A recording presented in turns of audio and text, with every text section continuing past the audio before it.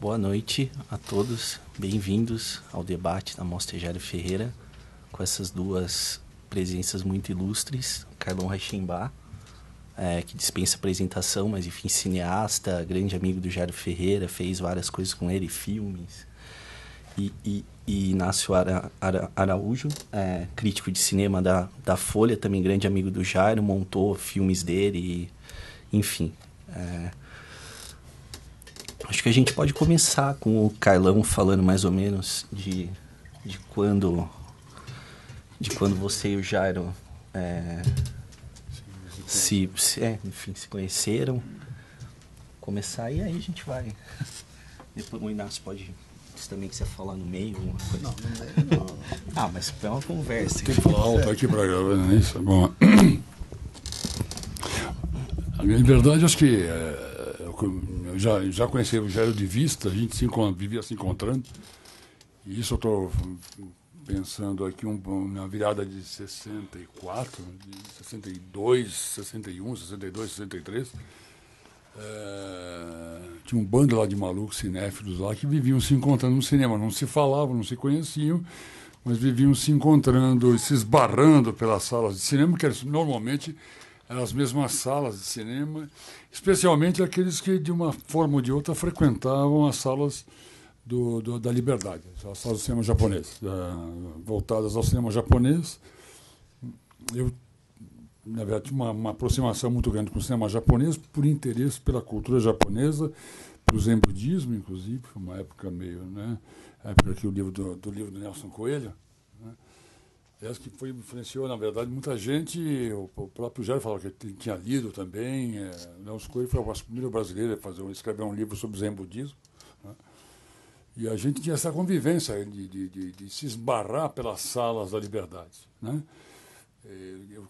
Eu já tinha visto ele várias vezes, mas não tínhamos ainda nos aproximado, conversado, vivia se encontrando, porque, evidentemente, mesmo na época áurea lá do cinema japonês aqui, não eram muitos ocidentais, né, presentes lá em cinemas como Niterói, Nippon. No Cine Joia não, no Cine Joia tinha mais ocidentais mesmo, né?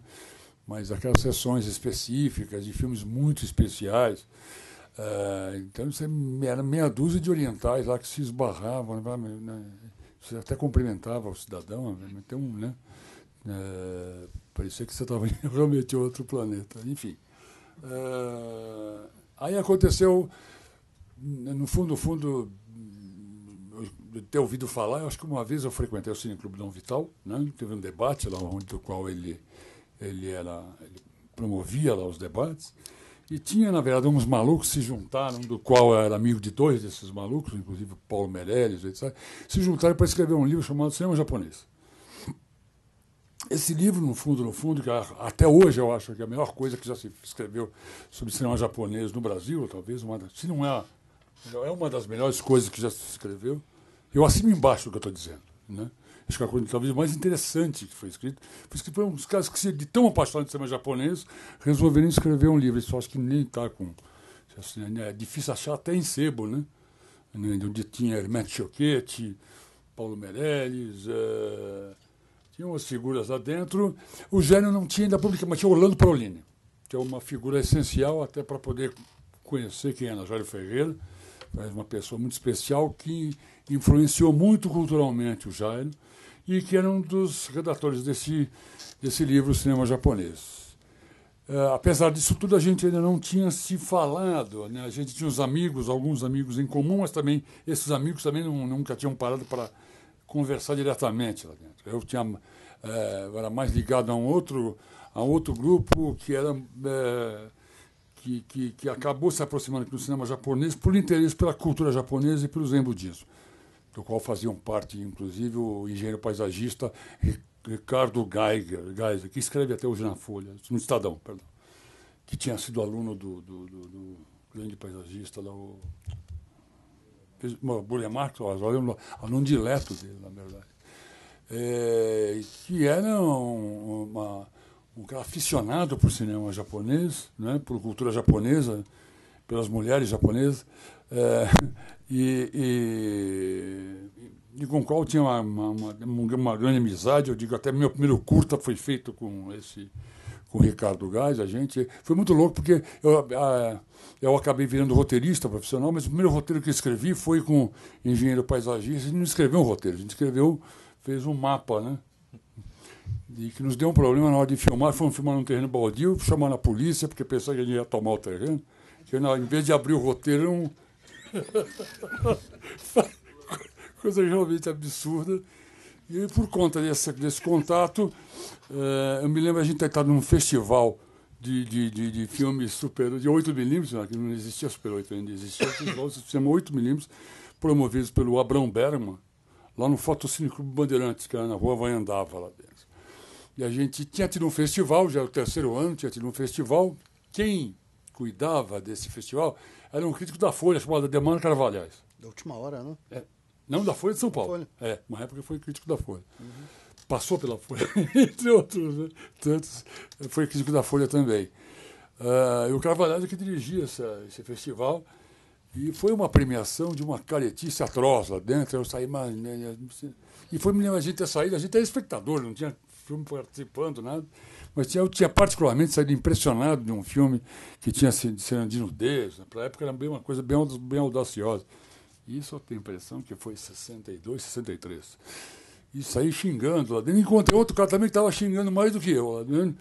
E acabamos os dois indo para o bar xingar. Né? Na frente do bar do Cine, na frente da 9 de julho. Curiosamente, do lado do que seria futuramente o escritório da minha primeira empresa, Xanadu Produções Cinematográficas. Foi exatamente naquele bar que, na verdade, nós passamos a noite e ficamos... Aí nasceu ali, naquele momento, dois caras revoltados, querendo pôr fogo no Cine Clube Bandeirantes, devo ter feito uma premiação tão careta, não ter premiado o filme que tinha mulher nua, tinha não sei o quê, genital masculino de fora, mas para a época era uma audácia, né? Falei, os caras... caretice, merda, lixo, etc. E foram ficando tão entusiasmados, e falaram assim, pois eu te vejo toda vez no Cine Niterói, eu vejo não sei o quê. Essa coisa acabou gerando aqui uma amizade profunda que durou até os últimos dias do amigo. Mas foi nesse encontro, dois caras revoltados se encontrando após uma premiação péssima, careta, de um festival, né? Eu acredito que isso não deva ser uma exceção à regra, deve acontecer constantemente. Enfim, ficamos muito amigos a partir daquele momento. Começamos a nos encontrar mais, inclusive nos cinemas, e até o dia que alguém talvez tinha falado para eles iam contratar um cara para fotografar um curta-metragem de uma pessoa que eu conhecia antes, que era o Orlando Paolini, que era, no fundo, o Paolini é uma figura realmente muito especial. Né? Acho que, como diz o João Silveira Trevisan, ele define o Paolini como o poeta. Né? É o poeta que, em 1962, tinha um cabelo que vinha até a cintura, né? Escrevia poemas em papel, não tinha xerox, né? Papel... exatamente, e picava em casa e distribuía no Viaduto do Chá. Né? Brigava com a TFP distribuía o negócio e distribuía as poesias dele, panfletava as poesias dele, que era um tipo de poesia extremamente blasfema, inclusive. Né? Eu fiz um documentário sobre ele, chamado Sangue e Corsário, onde ele recita um desses poemas, fala assim, vou vomitar na frente das igrejas, vou cagar na frente das igrejas, não sei o quê. Assim, você imagina aquilo o cara recebia os da TFP e os poemas do Paolini. E aí, de noite, ele passava quase fazer a primeira experiência de pesquisa de mercado, para ver quantos poemas tinham sido jogados no lixo. Ele recolhia. E foi, na verdade, um cara fundamental na vida do Jairo Ferreira. Quem conhece o Jairo Ferreira sabe de maneira que o Jairo Ferreira foi um grande autodidata, em todos os sentidos. Né? Mas o Paolini foi uma figura fundamental. O Paolini era um cara, assim, foi o primeiro hippie, antes dos hippies, foi o primeiro beatnik, antes dos beatniks, e foi o cara que saiu dessa na primeira oportunidade. Enquanto todos continuavam com o cabelo comprido, usando sandália, ele cortou o cabelo, usou um terno, virou gerente de uma fábrica de papel. tem um histórico para isso, evidentemente, né? Um trauma lá, de uma coisa. O que levou, na verdade, a fazer quase um ato de, né, vandalismo contra o próprio filme que tinha realizado. E eu fui procurado para justamente fotografar esse filme, que era para ter sido o primeiro filme underground feito no Brasil, que era a Via Sacra. O Paulini é um cara que lidava também com teatro, então ele era o ator principal. Ele fazia um Cristo renegado, etc. E tal. O filme todo filmado em São Paulo. A gente não impedia autorização, fechava a rua, uma loucura. Né? E o Gélio ia ser o montador do filme e acabou sendo, exatamente em todas as vezes que o Orlando aparecia como ator, ele era o co-diretor do filme. Então eu fui o fotógrafo desse filme. Foi aí que a nossa amizade, na verdade, se intensificou. Foi eu como fotógrafo do filme Via Sacra, que, na certa, era um filme muito audacioso para a época, filme todo filmado em 16mm, com cenas audaciosíssimas. A gente trabalhava, inclusive, tinha a Júlia Miranda, atriz de teatro, Júlia Miranda, de cenas onde o personagem era bissexual, com cenas de cama com homem e mulher, os três nus, era uma coisa bastante audaz mesmo, ao mesmo tempo, e tinha essa atmosfera, parecia filme de underground americano mesmo, né? E aquelas caminhadas, o cara tinha uma cena de antropofagia, né? O cara come um frango na barriga o Gélio Ferreira faz um cara que é assassinado no espaço do museu, embaixo da Paulista, lá na frente. MASP? Do MASP, entendeu? No MASP, ele come um frango na barriga do cara. Na verdade, isso para mim foi eu viria, na verdade, a retomar um pouco essas imagens, na verdade, quando fui fazer Império do Desejo, onde aparece o Orlando Paolini faz um personagem que é um anarquista, né? Um maluco, na verdade, um doido de pedra, mas fica recitando Fernando Pessoa, etc. E tal, e que no fim começa a matar boçais aporretadas lá dentro, caras que invadem a praia, turistas, babacas, enfim, reacionários. E aí, no final, ele faz um anarquista mesmo, né? Onde ele, literalmente, em todos os sentidos, come de todas as formas os personagens com os quais ele convive.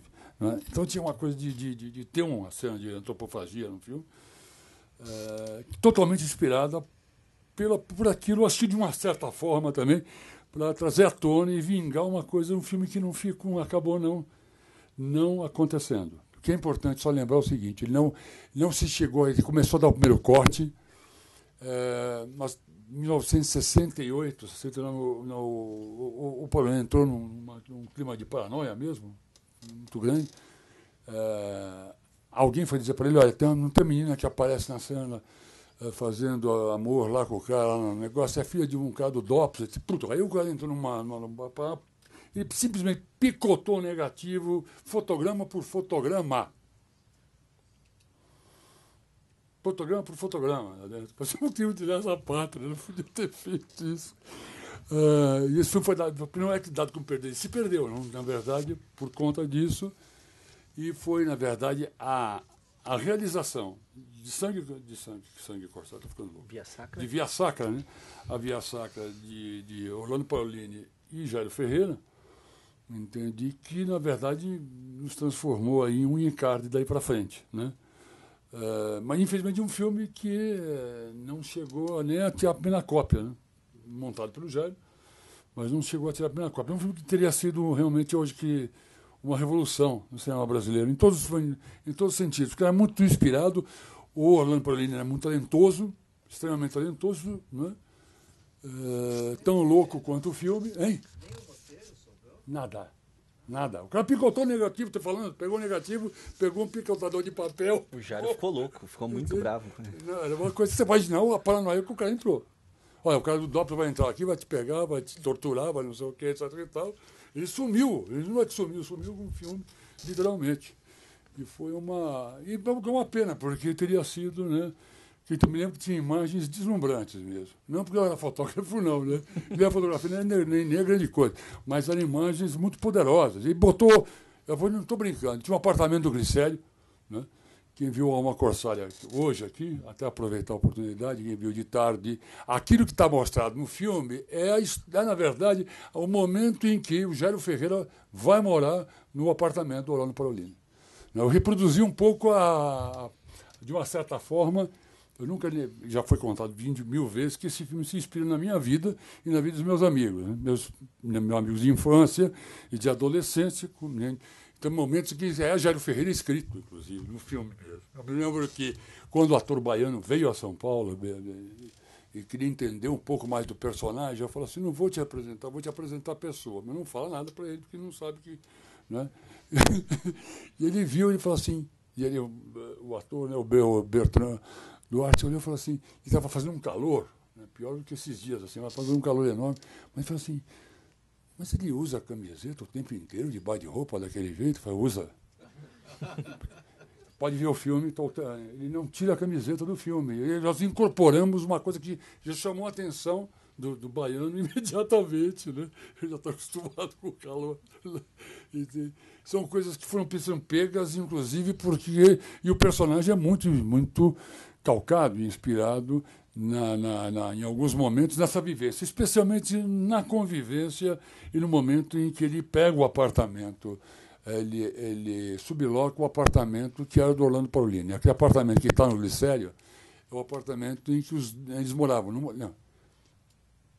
Uma época o Orlando foi trabalhar em outro lugar e deixou o apartamento para ele. E lá que ele foi morar, dividiu o apartamento com o Percy. E você filmou no mesmo prédio, né? Que ele eu só não sei se eu filmei no mesmo apartamento. Eu sei que as condições eram as mesmas, né? Ou seja, né? É o quarto e sala, né? Não tem... E tinha que ter a imagem do Glicério. Na verdade, a imagem do Glicério mais genial não é em si o apartamento em qualquer lugar, mas era aquelas janelas abertas. A minha vontade, como era diretor de fotografia do filme, eu quis trabalhar com luz natural, né? Eu queria usar muito pouco refletor, eu queria usar a luz do dia mesmo, que estava entrando pela janela. Então, a gente achava que a mesma imagem que eu tinha quando eu frequentava o apartamento deles, né? A imagem que eu via lá a João Mendes, aqueles prédios da João Mendes de fundo, está no filme. Entendeu? Então tem... E a mesma paranoia que a gente tinha, que a convivência na época na época que tem onde, sei lá, o porteiro do prédio era dedo do DOPS. Isso era comum, normal, a porteira... Cansamos de ver, né, garçons que eram nossos amigos lá no Ponto 4, né? Não me esqueci de um dia o cara conseguiu abrir o jogo e falou, olha, eu trabalho aqui porque o Bernardo Vorobov resolveu dar uma carona para o rapaz lá do Ponto 4, mas eu também tenho uma oficina, agora eu vou te contar, hein? Eu faço um bico lá no DOP. Eu me lembro que o Bernardo falou, vamos matar esse cara lá em esquina. Eu nunca me esqueci. O maior pacifista que eu já conheci na minha vida estava louco para dar um tiro naquele canalha. Não, e o cara até passou a dizer, né? Que eu faturo uma graninha e tal. Porque eu estava todo encantado lá com a carona. Né? Se ele soubesse com quem ele estava andando, ele estava... Enfim, né? E foi um pouco... Acho que tem essa convivência dos dois está bastante retratada no filme Alma Corsária. Né? Eu acho que... e, para mim, especificamente, a minha amizade solidifica no momento da filmagem, como eu volto a repetir, de Via Sacra.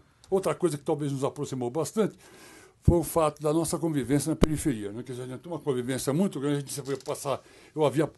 Foi a minha vivência no Jabaquara, que também está retratado em Alma Corsária, na infância, na adolescência, no começo da adolescência, e no caso dele, na Vila Carrão, entende? E nós tínhamos um hábito, eu sempre conto isso aí, eu conheci São Paulo em cima de uma roda de bicicleta, em cima de uma calói, né? Estragava os pneus uma vez por semana, de tempo que a gente saía de Jabaquara para ir até Vila Maria, né? No Cine Pérola, ver algum filme Porque tinha essa coisa fantástica de cinema de bairro, você não ter 14 anos e entrar em filme de 18. O cara não tinha, né? Eu nunca sempre parecia um pouco mais velho da idade que realmente eu tinha, né? Até hoje. Então, a gente conseguia entrar. Então tinha filme de 18 anos que a gente ia até pegar de sair de bicicleta, porque imaginando, hoje não daria para fazer isso, né? Mas sair do Jabaquara, né? Sair da onde era a antiga Cinemateca, né? Onde era a Cinemateca, para ir até a Vila Maria, entendeu? Realmente era um ato de coragem, né? E muita vontade mesmo de ir e voltar, né? Eu voltava todo encantado com os filmes. E foi assim que eu conheci São Paulo, né? Como pouca gente conheceu. E ele também tinha essa vivência, pegar ônibus e pegar 2, 3 ônibus, às vezes, para ir para ver um filme que tinha escapado em cima de bairro. Outra coisa que eu acho fundamental foi o seguinte, que para nós, né, que nos aproximou muito. Eu sempre digo assim, a nossa cinefilia, a minha cinefilia, parte pessoal, eu tive a sorte, em certo sentido, eu digo hoje, a sorte e a felicidade de ter sido criado em cinema de programa duplo. O que isso quer dizer, na verdade? Assim, de não ter preconceito muito cedo, de perder preconceito muito cedo. E eu conversava muito isso com o Jairo Ferreira, exatamente isso. Com o Jairo e com as outras pessoas, amigos da mesma geração, que a gente não tinha preconceito, a gente, para ver um Bergman, tinha que ver um filme do Massiste. E escandalizar os amigos quando diziam, não, mas Massiste no Inferno é melhor que o filme do Bergman. Isso eu falo até hoje. E Ricardo Fredo é melhor que Bergman. Para mim sempre foi. Desde os 14 anos. Eu acho que tem essa fato de ter sido formado em cinema de programa duplo mudou muito a cabeça. De você não perder certos preconceitos, né? Eu acho que isso tem uma coisa... eu me lembro de a gente conversar, mas eu vi tal filme no Cinemundi. O Cinemundi era um cinema que passava 3 filmes. A gente frequentava o Cinear, que ficava na Praça da República, que tinha cinema o dia inteiro. Né? Vivia quebrando o projetor, evidente, porque 24 horas de cinema, né? Um projetor era uma loucura. Mas o Cinear era 24 horas de filme. Você lembra do Cinear? Pois é, então, mas imaginar que isso existia, né? Você tinha o Cinemundi, que é um cinema, para quem não conheceu, é o cinema que ficava na Praça da Sé, do lado do Cine de Santa Helena, e era um cinema que ficava, se pegasse fogo, morria todo mundo, porque ele era no buraco, né? E tinha 2 postes lá, né? Os caras, e tinha cadeira atrás do poste. E o nego ia para dormir. Aí ficava atrás do poste e ninguém encheu o saco. Foram as poucas pessoas que naquela época lembravam que era mais barato ir no cinema do que pagar um hotel. Não é? Quanta gente você não ia. Eu me lembro de ter visto várias sessões, inclusive, de filmes, também sem nego roncando lá dentro, né? Porque era mais barato pagar a entrada do cinema e dormir lá dentro, né? Lá dá conta dormir, muito pelo contrário, sempre fui a favor de dormir em cinema. Enfim, mas tem essa coisa de ter sido formado essencialmente por cinema de bairro. Ele vivia dizendo que ele era o maior frequentador, né? Já ele dizia literalmente, assim, ele gazeteava a aula. Eu era careta, eu não fazia isso. Mas eu ia para o cinema de bairro, eu gostava muito de ir ao cinema de bairro, mas gazetear não. Mas ele fala assim, porque ele chegou a perder 2 anos, repetir 2 anos, então ele preferia ir no Cinemundi ver 3 filmes, né? Ele não saiu de cinema, né? É sempre bom lembrar que ingresso naquela época era muito barato, né? Enfim, então teve essa formação de cinema por volume, num certo sentido. E outra coisa, só para lembrar que no primeiro momento que eu acho que é fundamental sempre lembrar, foi quando a gente começou a descobrir os nossos cadernos. Né? Nós tínhamos aqueles cadernos de rosca lá, né? Mas que você não mostrava para ninguém, você escondia. Então, ele falou, mas olha, um dia ele me mostrou os primeiros cadernos dele, onde para ele o mais importante era o produtor, não era o filme, não era nem o diretor, nem os atores, nada. Eu tinha o produtor. Mas eu não cheguei a esse ponto, para mim ainda era... Meus cadernos ainda tinham coisa do diretor, as cotações, a coisa da nota, uma crítica bem rasteira, bem simples lá dentro, mas tinha os cadernos eram maravilhosos, né? Entendeu? Porque misturavam, não tinha essa coisa, né, do preconceito. Né? Falava assim, vai ter preconceito contra o gênero X, né? O Peplum, que é o gênero que eu acho que sofre mais preconceito, é o filme histórico italiano, né? Uma babaquice, entendeu? Aqui muito entre nós, eu sempre achei isso uma minha imbecilidade atroz lá dentro. Tem cara que ficava babando, aquele diretor, como é que chama? Alemão, chato pra cacete, é diretor de teatro, gosta de botar fumaça. Chato pra danado, fez Hitler, não sei das quantas. Meu Deus. Hein? Cibeberg. Esse eu não baixo, no meu HD não entra nada. Mas tinha o Cibeberg, o cara conseguiu construir com nada. Conseguiu assim, vai ver filme do Ricardo Freda, ô imbecil. O cara faz um filme, não é verdade? O cara vai ver filme no Mário Bava. O cara, desses caras malucos lá dentro, o cara constrói um exército de 1.500 figurantes com 3 gatos pingados. Meia dúzia de gato pingado, fumaça, entende? Mesma coisa, não tem cenário, faz uma escada com um monte de fumaça, tudo colorido na fumaça verde, não sei o que, e tal, não é? Então ele vai o Cibeberg, faz, que Cibeberg, pô? Ele vai ver Mário Bava, vai ver Ricardo Freda. Mas eu me lembro que era isso, você tinha que chacoalhar o crítico, aquela coisa, não, Gutenberg, mano, não sei nada, perdão. Eu me lembro que foi uma das coisas que a gente se aproximou muito, né? Entende? Sobretudo com o cinema B. Né? Eu acho que. Tá bom, então, para começar, tá bom. Tá bom. Eu queria que você falasse então de quando você e o Jairo começaram a fazer os primeiros filmes, e ele participou dos seus filmes lá na Boca, fez o roteiro junto e foi assistente e tal, desse só uma.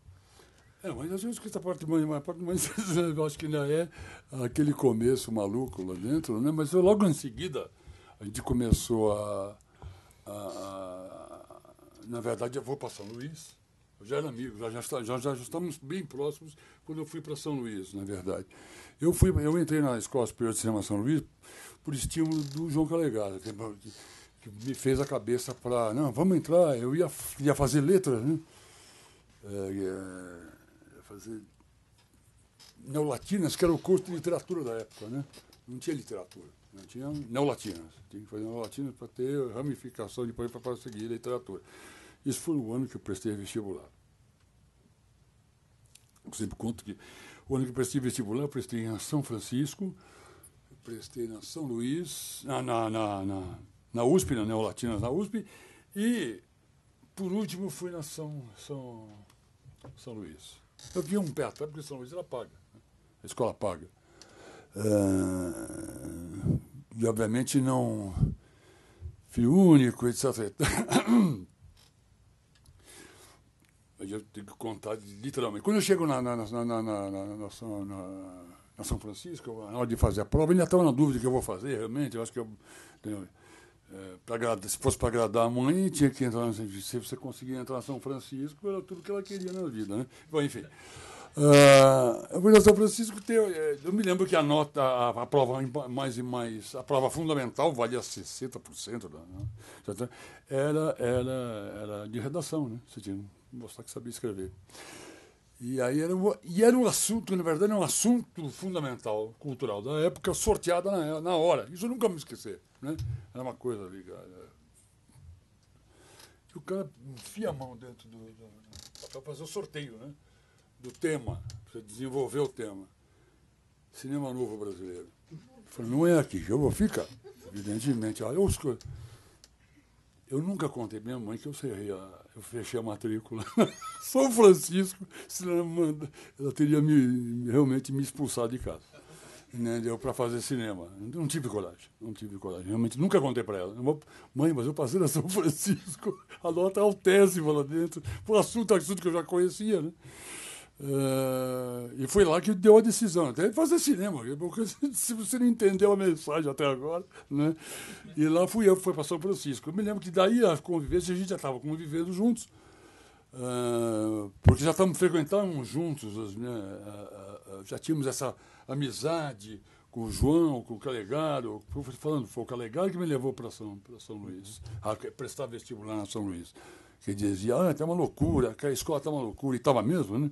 Entende? Os padres não estão mandando mais nada, a gente escolhe os professores, Que faculdade que você podia ter, né? Gente como Anatol Rosenfeld, Paulo Emílio Salles Gomes, Décio Pinhatari, Mário Chamilli, tudo que queria na vida, né?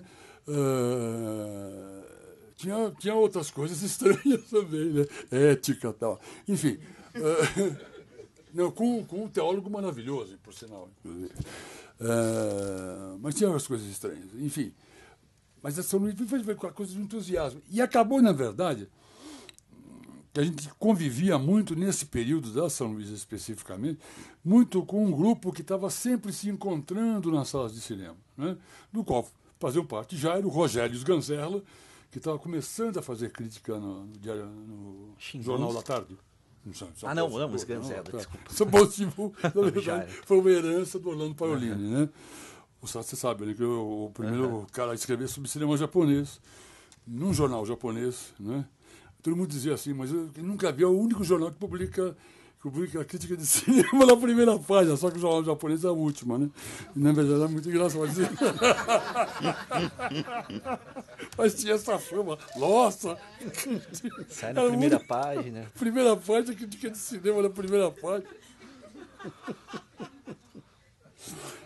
E foi a herança do Orlando, né? Do Orlando Paolini, é o primeiro crítico de cinema. Primeiro. Na verdade, não. Minto, né? Nosso amigo disse que faleceu, né? Né? Parece que faleceu. É o José Fioroni Rodrigues, na verdade. Foi o primeiro crítico de cinema japonês, estritamente de cinema japonês, que eu conheci. Aí foi a pessoa que me fez, na verdade, a gostar de frequentar de cinema japonês. Eu tinha exibições na Aliança Brasil-Japão, do qual o Jairo também ia bastante, onde os filmes passavam sem legenda. Então você tinha que ter uma introdução, e era sempre o José Fioroni, né? Falecido Fioroni, que fazia essa introdução. O Fioroni, que era muito amigo do Jairo também, aliás, um grande amigo. Nosso e dele, lá dentro. O Fioroni era um cara que só via cinema japonês. Basta você gostar de cinema japonês e na China, né? No Japão, né? Melhor dizendo. Enfim, e aí eu tenho essa coisa fantástica que eu digo sempre, como alguém me pergunta, eu falo assim, como é que nasce o cinema marginal? Né? Hoje, com mais clareza, por exemplo, porque o povo está preparando um filme sobre a São Luís, né? Um longa-metragem sobre a escola São Luís, onde vai aparecer o Ebert, tá todo mundo lá, Calegaro, enfim, para mim, o cinema marginal nasce nos corredores da São Luís. Porque, embora nós fôssemos alunos da São Luís, eu, Calegaro, Ebert, enfim, uma turma que fosse, não saíam dos corredores, entende? O Rogério não saía de lá, o Candeias não saía de lá, entendeu? E estávamos sempre na São Luís. A São Luís virou um foco de convívio entre essas pessoas e o Jairo. Jairo não era aluno da São Luís, mas não saía da São Luís, estava sempre participando. Trevisan também, né? Trevisan não estava na São Luís, não. Mas ele era desse grupo mesmo. Não, esse foi o grupo da amizade que veio se formar, que futuramente iria, na verdade, conviver mais na Boca do Lixo, na época. Né? Isso antes da Boca. Estou falando de uma coisa de 65, né? Eu lembro que a virada do tempo. Né? Eu comecei a ficar na virada em 63.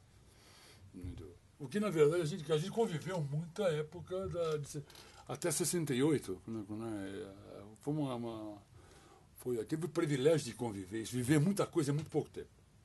Muita mudança em muito pouco tempo. Né? Amigos que sumiram. Né? O cinema mudando de cara, né? Constantemente. Mas é possível se dizer nitidamente que essa convivência, que é onde essas pessoas se esbarram, né, nos corredores da São Luís, na verdade, que faz nascer esse cinema futuro, esse cinema underground brasileiro, etc. e tal, para a convivência, né? Entendeu? Onde tem onde, de uma certa forma, no momento em que eu, o Calegaro e o crítico Antônio Lima, nos juntamos para formar uma produtora chamada Xanadu, nasceu do lado do bar onde eu e o Jair Ferreira ficamos amigos. Né? E aí começa a juntar as pessoas, né, a convivência e a estar junto e a fazer os filmes. Quando eu fui fazer a Audácia, realmente eu escrevi o roteiro com ele. Jogamos o roteiro, meu roteiro. o primeiro tratamento fora, porque não dava para filmar, não tinha dinheiro para fazer aquilo. Começamos a me inventar durante o processo. Né? E isso depois da experiência com Via Sacra. E até lá, o que é menos importante, talvez, até lá é muito engraçado, porque o Jânio começou a fazer um negócio na casa dele, que era uma coisa muito interessante. Ele começou a fazer um negócio, a trabalhar com a música cromos. Talvez ele estaria hoje com uma viúva com o fim da Ektachrome, né? O Ektachrome era o maior filme que a Kodak já fabricou no mundo. O cromo lá dentro, que acabou. Então, pode considerar que vai haver uma mudança, a gente pode ter nítida certeza que vai haver uma mudança fenomenal em toda a história da cinematografia mundial, porque com o fim do Ektachrome e com a concordata da Kodak, a história vai mudar. Isso aí eu tenho, na verdade, parece que quem teve em Tiradentes recentemente, entre as loucuras todas que o Escorel pode ter dito lá dentro, ele foi muito pontual e ele foi muito certeiro quando ele disse que o cinema vai mudar porque a Kodak falhou. O cinema vai mudar porque entra no ar até o final desse ano 100 canais de televisão via YouTube. O resto é conversa fiada. Na verdade, essa vai mudar mesmo. Então não dá para enxergar mais o cinema como você conseguia enxergar naquela época. O que eu estou querendo dizer isso tudo porque também ele achou uma solução econômica no momento em que não se falava nisso. Não é? Ele começou a fazer filme com cromo. Ele pegava o cromo, sonorizava os cromos. Claro que tinha que ter ele para projetar, porque ele fazia mudança. E o Ataque das Araras nasceu assim. Era, na verdade, um cromo. A gente até usou o termo que tinha, que era até engraçado, como é que era. Não era cromofilme, tinha um título, um nome que ele dava, que era ótimo. Filmes fotados. Cinefotados. Né? Isso, na verdade, fotografias tiradas, que juntava, botava música, narração, que é essa mesma coisa que tem no filme dele, né? Cavalo, não sei como não sei o que lá, né? Entendeu? E fazia aquela assim, eis o ataque das araras, não sei o que lá. E usava as fotografias, não é? E aí você tinha que projetar e fazia coisas geniais, realmente geniais, na verdade. Quando o Super 8 surge, né? Isso ele não tinha câmera 8mm. Quando o Super 8 surge, para ele foi a mão na roda, né? É possível dizer que o Super 8 trouxe para ele aquilo que é o cinema para o Alain Cavalier. Acho que é o cineasta que mais se aproxima, não é? Acho que o Alain Cavalier é o cineasta que mais se aproxima do que o Jânio faz. É transformar a câmera em caneta. O Jânio, antes de mais nada, é um crítico. Ele é mais que um cineasta, ele é um homem de caneta, de texto. Né? E aquele que ele fazia com o cinefotado lá dentro, que infelizmente não sei como vai poder um dia salvar isso, seria brilhante poder salvar. Você chegou a ver, né? Aquelas projeções. E fechava a projeção, era melhor que filme aquilo. Né? Aquilo dava vontade de transformar em filme. Aliás, o Ataque das Araras começou assim. Né? Foi um dos primeiros cinefotados deles lá dentro. E aí veio a câmera Super 8. Quando veio a câmera Super 8, para ele foi uma revolução. Foi uma revolução, porque na verdade ele usava a câmera como uma caneta. Né? Como uma máquina fotográfica, como uma caneta, ele ia no cinema, filmava o filme. Né? Mas não para vender, não para fazer, né? Para explorar a imagem, não. Era para usar no filme dele, né? Evidentemente, para quem viu. Né? E assistia um show, levava a câmera. Entendeu? Tinha mania, ligava pra gente, um dia ele falou, pô, vem pra cá. E me fez ver uma saia justa lá dentro. A primeira vez que eu vi o Vampiro da Cinemateca, eu falei, mas isso não era pra ter botado daí, cara. O cara é canalha, né? Ele pegou e enfiou. Ele chegou pra mim assim, eu quero que você conte uma coisa bem escabrosa. Eu falei, mas o que você vai fazer com isso lá dentro? Ele falou, não, mas tem que contar uma coisa bem escabrosa. Eu falei assim, conta uma história bem escabrosa. Filho da puta, o cara me bota a história bem escabrosa inteira lá dentro, né? Mas podia ter cortado sua besta, corta aqui, entendeu? E não cortou, a gente deixou inteiro no filme, ainda botou ele se masturbando depois do final da cena. Essa é a minha modesta homenagem da forma cena. chanchada. Hein? No meio da cena, você aparece antes e depois. Eu e aí acham que é o seu seu, aquilo né? lá, falou, não. a esse ponto de loucura não ia chegar, ou não, né? Eu falei, vai. Eu me lembro que foi a primeira projeção pública do filme, eu quase quis matar. Você falou que não ia usar essa...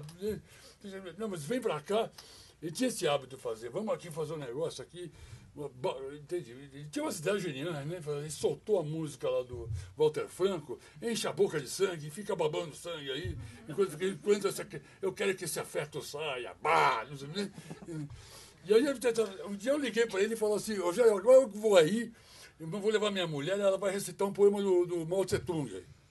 Entendeu? E eu vou vestir um negócio aqui de... Foi desse jeito, né? Eu vou vestir a coisa de gangster americano, entendeu? Ficar com óculos escuros, tomando uma Coca-Cola, com um revólver na mão, enquanto ela recita um poema do Mao Tse Tung. Não, aí que ele enlouqueceu. Tem que vir, pelo amor de Deus, deixa eu. Mas a maior parte era meio tirado assim, né?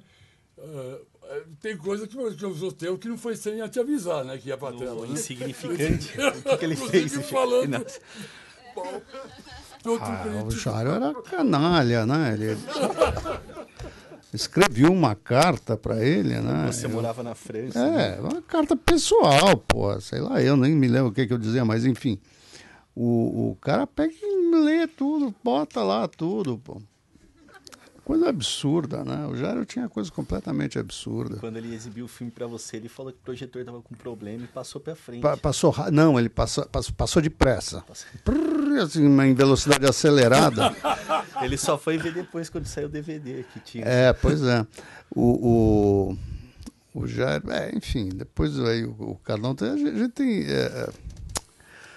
As experiências com o Jário são múltiplas, né? O Jário era um arquipélago, assim, ele tinha tudo, tinha esse lado safado, né? Tinha um lado irracível, né? Eu até acho que eu escrevi aqui, né? De ir ao cinema. Uma vez entrei com ele no cinema, assim, Paysandu, eu acho. Era 5 minutos de filme, o Jário já vai embora. Isso aqui não vale nada. Falei, pô, Jário, a gente acabou de comprar a entrada. Então, já perdi o meu dinheiro, não vou perder meu tempo. Falei, genial, né? Olha que frase maravilhosa. Mas é difícil falar depois. A experiência do Carlão com o Jário é muito profunda. A minha é muito diversificada, né? Porque eu já tenho... Eu acho que eu conheci mais o Jário quando eu fui assistente. Eu devia conhecer ou da Casa do Márcio, ou da Boca do Lixo, não me lembro onde. Mas, enfim, não sei por que razão ele ia fazer um filme com o Galante, não sei se era um episódio, chamado Mulher da Luz a Peixe. E não sei por que razão ele me chama para ser assistente do filme. E aí eu sei que ele filma durante um dia, e não sei por que razão o Galante suspende a produção e tal. E parecia um filme interessante, mas, enfim, acabou não sendo concluído, né? E é engraçado que depois disso, o Jário foi meu assistente de montagem, né? Um assistente muito criativo, né? Ele era muito bom, assim, de estar ele ao lado, porque qualquer maluquice que você fazia, ele manda ver, tá bom. Mas quando mandava ele no laboratório, né, era uma catástrofe, né? Lembra que uma vez acho que era a Olga, né, que se chamava, a chefe da montagem negativa lá da Líder, né? Ela liga para mim e diz, Inácio, por favor, não manda mais esse seu assistente aqui, não. Pô, ele tinha que entregar o negócio, pegar o negócio, não sei que confusão ele armou lá, né, com a mulher. Não tinha problema nenhum ali. Ele tinha uma motinho 50 naquela época, então dava muita agilidade. Ele não existia motoboy ainda naquele tempo. Ele tinha muita agilidade com isso, para ir e voltar e tal, né? E mais tarde eu montei o Guru e os Guris, né? Onde, se vocês assistiram o filme aqui, certamente tem uma cartela que vocês não conseguiram ler, com o texto do Paulo Emílio, né? E que ilustra bem esse lado irracível e também muito seguro, na verdade muito inseguro do Jário, né? Porque estava montando e falou, Jário, não dá para ler isso aqui. Não dá para... Vamos deixar mais comprido, não, corta, não quero mais nada. Não é para ler? Não, não é para ler. Não quero que ninguém leia. Bom, ok, o filme é seu, faz o que bem entender. Né? Para ler, não é para ler. Bom, tudo bem, podia ter ficado assim, uma vez que 20 anos depois, qualquer coisa, eu nem me lembrava mais, né, do episódio. O Jairo vira para mim, sei lá em que circunstância ele chega para mim. Eu te contei isso? Você tinha razão, estava muito curto. Eu falei, vai tomar banho, né? Pô, 20 anos depois, o filme já estava velho, né? O cara veio me dizer que eu tinha razão. Claro que eu tinha. É evidente, né? Enfim, foram muitas coisas, né? Depois eu filmei um episódio, o Jairo foi assistente também. Enfim, a gente teve muita troca nesse sentido, né? Algumas com muito humor, né? Era sempre muito...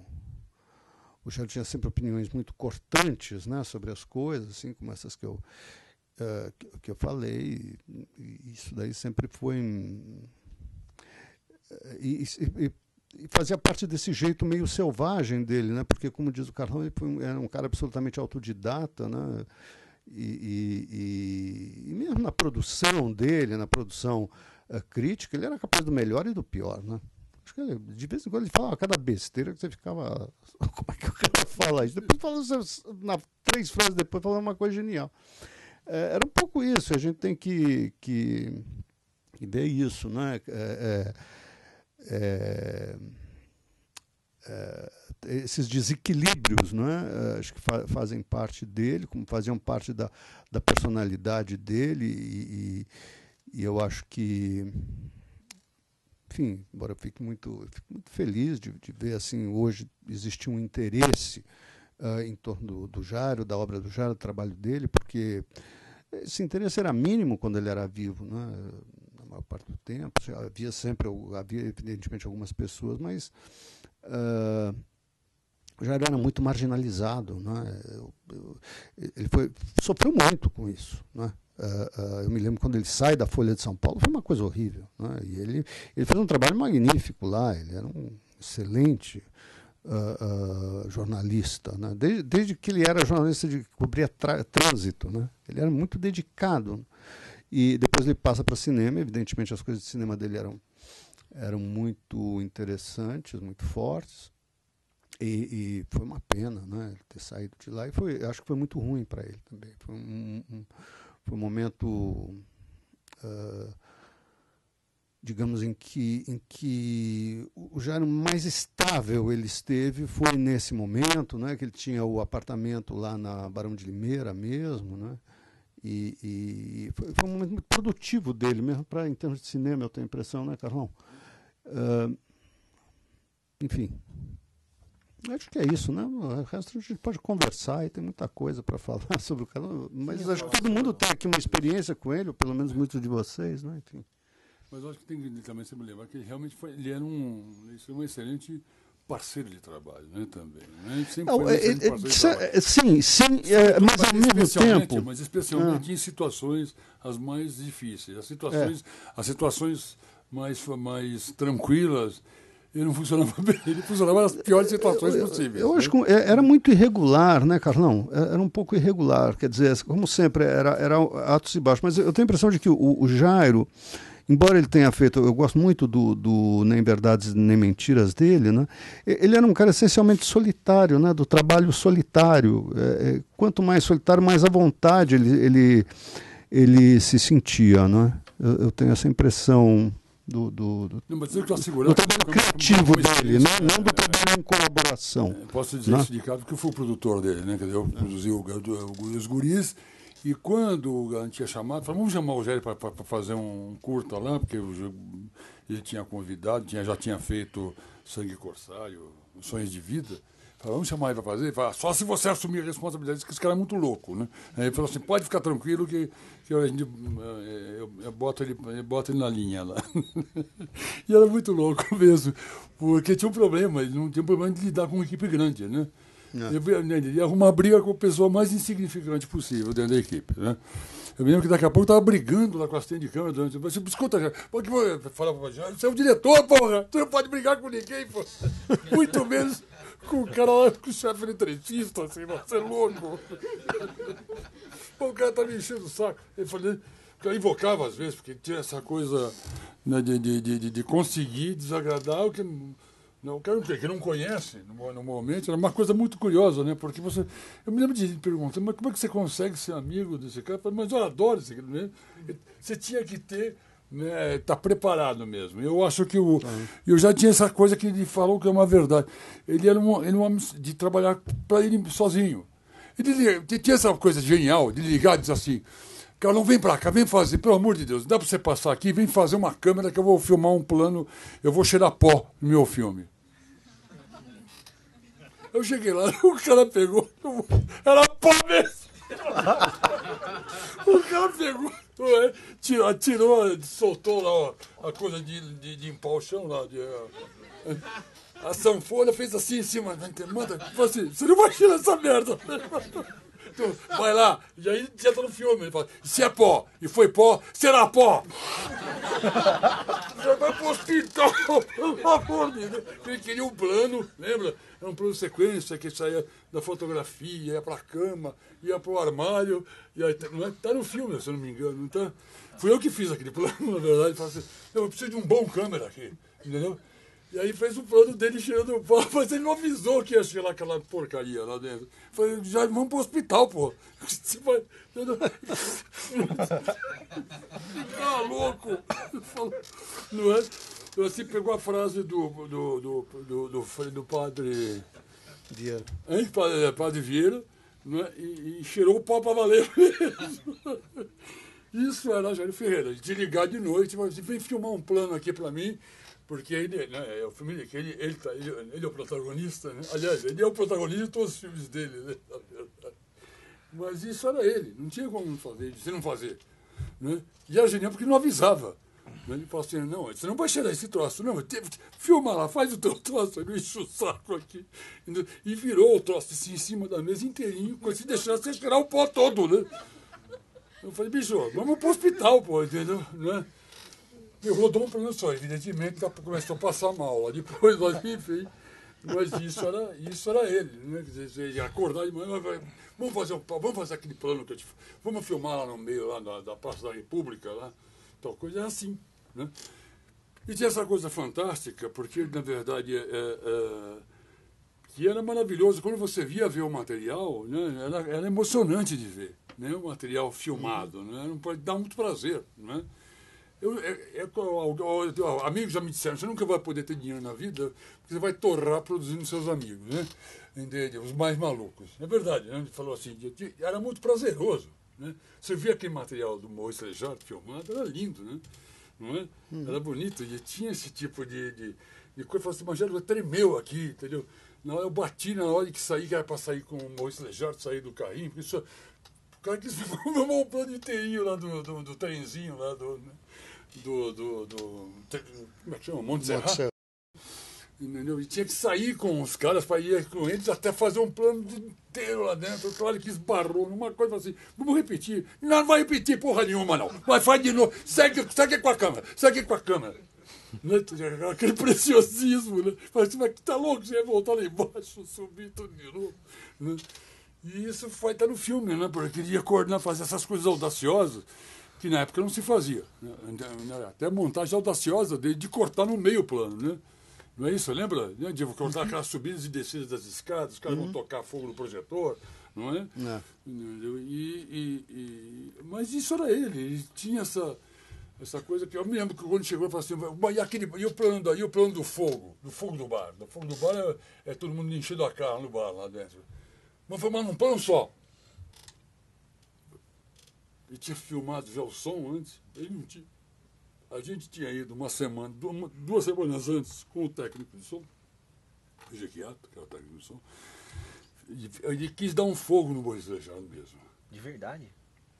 O que não era difícil. Foi parar na cadeia, pô, entendeu? O que é isso, entendeu? O Maurice Léjart ficava bêbado, Ele começou a xingar a mãe e todo mundo.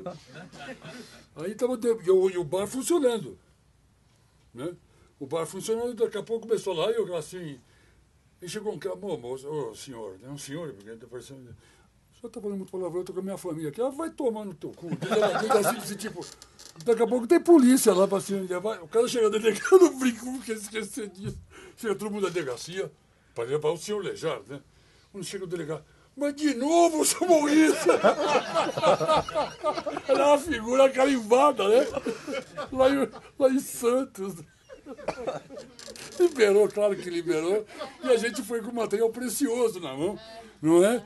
Então, porque o cara passou a noite provocando os guris lá, né? Pergunta para o Plínio Marcos, quem é o responsável para falar assim, a cultura em Santos era Maurício Lejar, né? E tem essa coisa aí, ele aproveitou. E eu falo assim, mas gravou pra cacete, e falou, o que você vai fazer com esse material? Não entendi, deixa que eu já sei o que eu vou fazer. Filmou toda a bebedeira de um plano só. A bebedeira não é na tal cena que estava filmada a sério, né? A bebedeira está no som, não é? Isso que é fantástico. Na outra pista de som, que parece que tem 1000 caras enchendo a cara, não é isso? Isso era uma coisa que é a genialidade dele. E ele já estava com isso na cabeça. Porque, olha, por incrível que pareça, todas essas coisas improvisadas que você vê no filme, não, coisa que ele vai dizer aqui, entende? O texto do padre Vieira, que vai falar, que vai cheirar o pó, etc. E tal, ele roteirizou aquilo lá, estava escrito. Eu cheguei lá, estava no papel, olha isso aqui. Entendeu? Mas me mostra o que você quer, né? Porque não adianta ter papel, tem um papel. O que você quer? Faz assim, ensaiou, na hora eu falei, mas você não vai cheirar, é sujeira, né? Filma aí, filma aí. E foi exatamente assim mesmo. Gerou. Entendeu? É só, né, verbalmente, né? Entendeu? Daí vai cortar. Não corta nada, espera eu falar, corta. E era isso, era ele, na verdade. E era uma coisa tudo organizada, ele era muito organizado, viu? Por incrível que pareça, até toda a improvisação, ele era até... Às vezes, para meu ver, até... Muito organizado, né? Muito. Ele era impressionante. Ele tinha tudo no papel e várias planilhas, extremamente organizado. Isso era fantástico, né? Porque dá a impressão que você vai ver lá que é tudo, né? É tudo feito no improviso. Aí, vai fazer. Não, ele era todo... E tinha essa coisa que é fantástica. Muito eu trabalhei com ele, me ajudou demais, não só nos meus filmes ruins que eu fiz, mas especialmente no primeiro longa mesmo, entende? Que eu comecei a virar cineasta quando eu fiz Corrida em Busca do Amor, né? Antes eu não era, antes eu era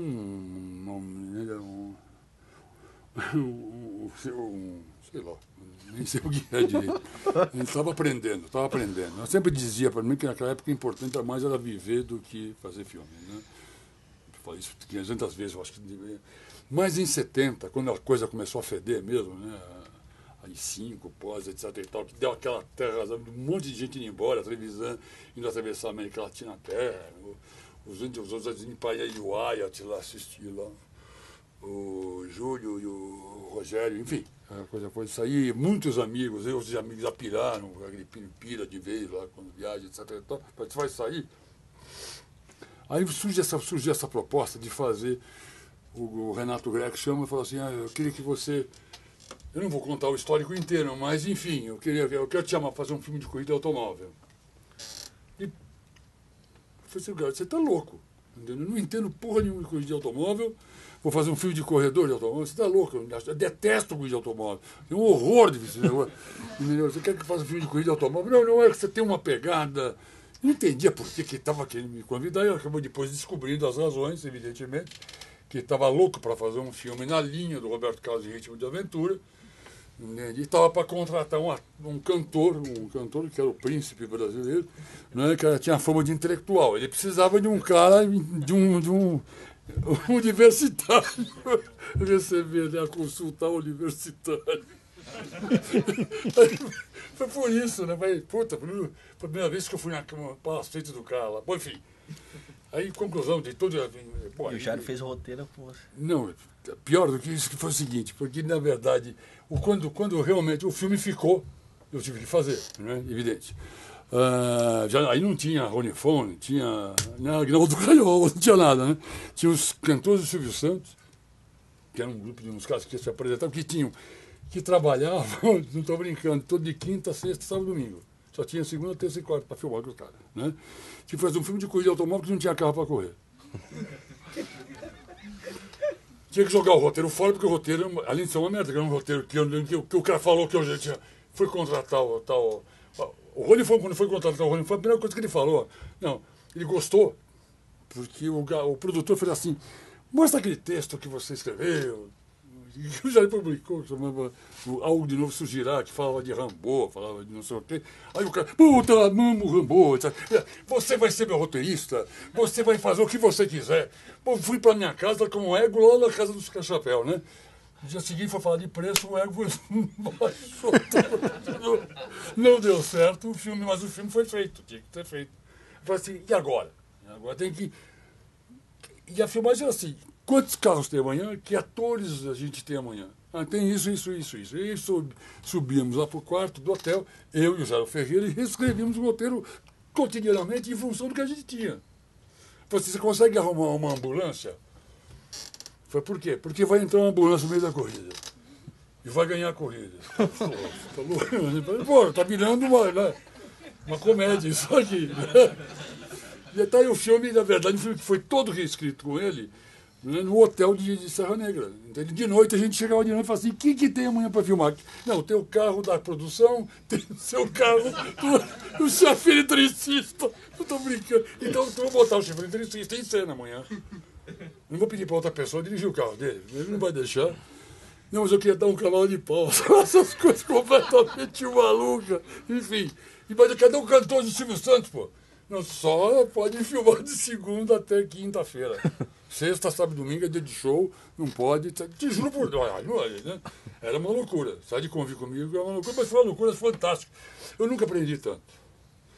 Então me juntei com o Jairo e falei assim, Jairo, o negócio é o seguinte, vamos pegar tudo que a gente aprendeu vendo o filme do Roger Corman, vendo os filmes da Turma da Praia, que mais ou menos o espírito. E esse foi o espírito. Vamos vamos transformar em índio aqui, fazer uma coisa antropofágica aqui, entendeu? O que tem lá? Pegar tudo, por causa dos filmes mais babacas que tinha. Sandra Dee, Bob Dylan, Annette Funicello, Frank Avalon. Joga tudo isso num caldeirão, entendeu? E era muito divertido escrever de noite sobre isso, entendeu? Porque o ponto de partida é nos filmes da Turma da Praia. Entendeu? Não tinha roteiro. Tinha o que tem amanhã para filmar. Eles conseguiram, vai ter um rally amanhã. Nossa Senhora, o cara trouxe 2 câmeras. Porque era um luxo. Enfim, foi isso. Mas se não tem o Jairo, é uma loucura. Tanto que fazer, sabe uma coisa, vamos entrar nós também em cena. Entendeu? E tem uma aparição maravilhosa do Jairo, para quem viu Corrida em Busca do Amor, né? E aparece, é um cara apaixonado por Krishnamurti, né, que está no meio do mato lá, e fica olhando a natureza, e fica doido lá dentro. E aí faz uma aparição antológica no filme. Mas o melhor personagem do filme, desculpa, é você, né? O professor Ivan, o terrível. O filme fica bom quando até o Carlão aparecer, ele é chato como os pecados. Né? Depois ele fica uma comédia muito divertida, né? Virou uma comédia. Aí ele vira comédia. Improviso, né? Da coisa que tinha para fazer. E o que não era, que tinha corrida que acabava tudo a coisa mais convencional possível. Termina uma anarquia, né? Inclusive. O que era fantástico, você trabalhava, ele foi assistente do Silvio Renaud, o montador. O Silvio Renaud era um gênio. O Silvio Renaud, assim, ele estava montando o filme, uma vontade, até o dia que eu trouxe a trilha sonora. Você lembra disso? Né? Não me lembro. Aí ele ficava enlouquecido. Ele pegava a trilha sonora, ele falou, posso fazer isso aqui? Ele falou, pode fazer o que você quiser. Tem que dar montagem nisso. E ele enlouquecia.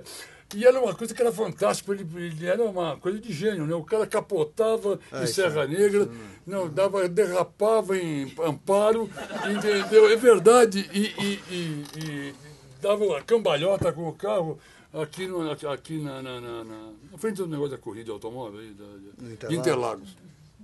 Isso era a genialidade do Silvio Renaud. É um gênio, né? E é assim, tudo dentro do ritmo da música, né? Né? Não, é impressionante. Claro que na época você não tinha problema com o direito, não tinha coisa de direito autoral, desde que você marcasse todas as músicas que você quer colocar, aquilo tem. Se eu fosse pagar a trilha sonora, eu estava pobre. Eu não, o produtor. Né? Tem The Beatles, um filme inteiro, quase inteiro lá dentro. Bons tempos, né? Hoje em dia. Não, tá Hoje em louco. dia você estava na cadeia. Enfim, e foi graças um pouco, na verdade, essa foi a grande coisa, o fato que era fantástico, da cinefilia dele. Né? Então ele conhecia, né?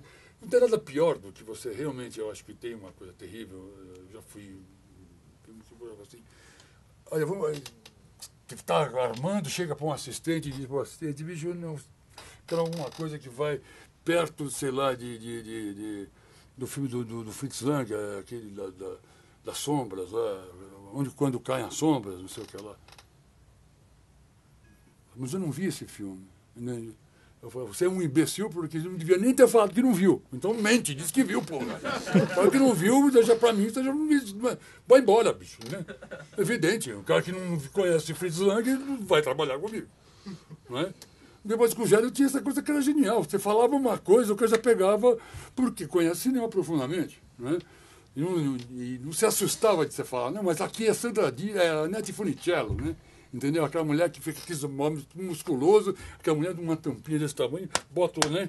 Ficava no ombro dos caras cantando aquela música horrorosa. E falava assim, o cara estava falando com uma pessoa que sabia falar o mesmo dialeto, né? Isso era a vantagem do Jairo como assistente. Ele era um homem que, na verdade, conhecia o dialeto, né, cinematográfico como poucos. Né? Então, por isso que eu gosto muito de Cuidemos do Amor, dessas soluções que foram encontradas para cobrir problemas de produção. Essa é a base mesmo. Problema de produção seríssimo lá dentro. Né? Carros que explodem, que não tinha explosão nenhuma, né? É um bando de gente jogando coisa para cima. Enfim, eu acho que tem uma coisa... E foi muito lindo, foi um trabalho muito agradável de fazer. Né? Foi um trabalho que você foi assistente do Silvio. Acho que foi mas eu peguei já no fim, não? Eu tive uma experiência muito superficial dessa montagem. Mas foi quando começou a trabalhar como assistente de montagem. Foi bem quando eu comecei a trabalhar. Você quer falar alguma coisa sobre os filmes do Jairo, Nem Verdade Nem Mentira? Eu já escrevi, né? Sobre o Nem Verdade no catálogo da Mostra. Eu posso ler aqui.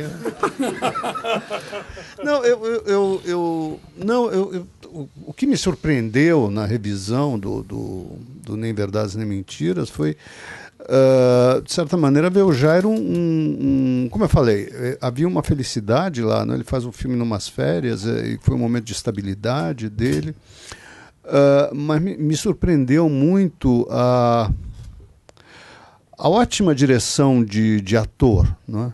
de ator, de atriz, na verdade, né? Que é a Patrícia Scalvi, que faz uma espécie de alter ego dele, alter ego feminino dele, né?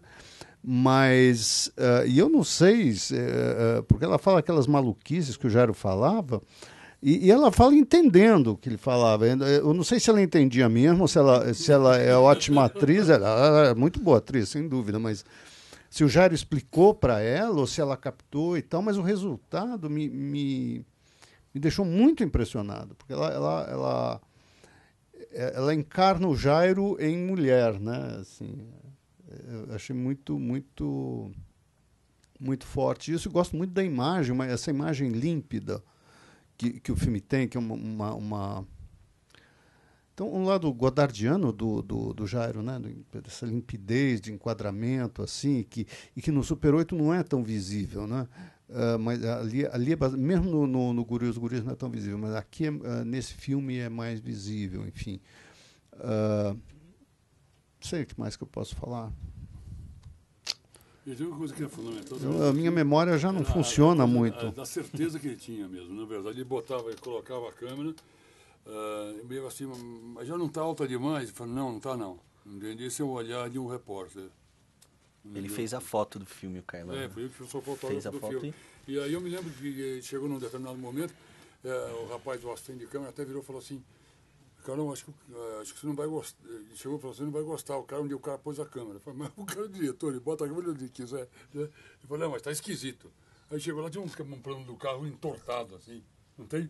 Tem. Um plano Se você tem de câmera, vem reclamar. Falei, pô, meu, se você tem de câmera, fica na tua, porra. Se o cara mandou botar a câmera na tua, E é um plano muito bom, é o melhor plano do filme, talvez. Foi muito engraçado. O melhor plano, exagero.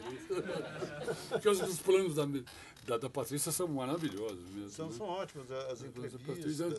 Tem esse tipo de coisa mesmo que ele sabia o que queria e ele falava, fale assim. Putz, vamos falar do jeito que ele queria. Né? Ele falava, fale assim. Mas ela entendia o que ele queria. Entendeu? Eu gosto muito das entrevistas, que são entrevistas vazias, né? As pessoas não têm o que dizer, é muito engraçado. Pega um vazio de jornal. É muito interessante.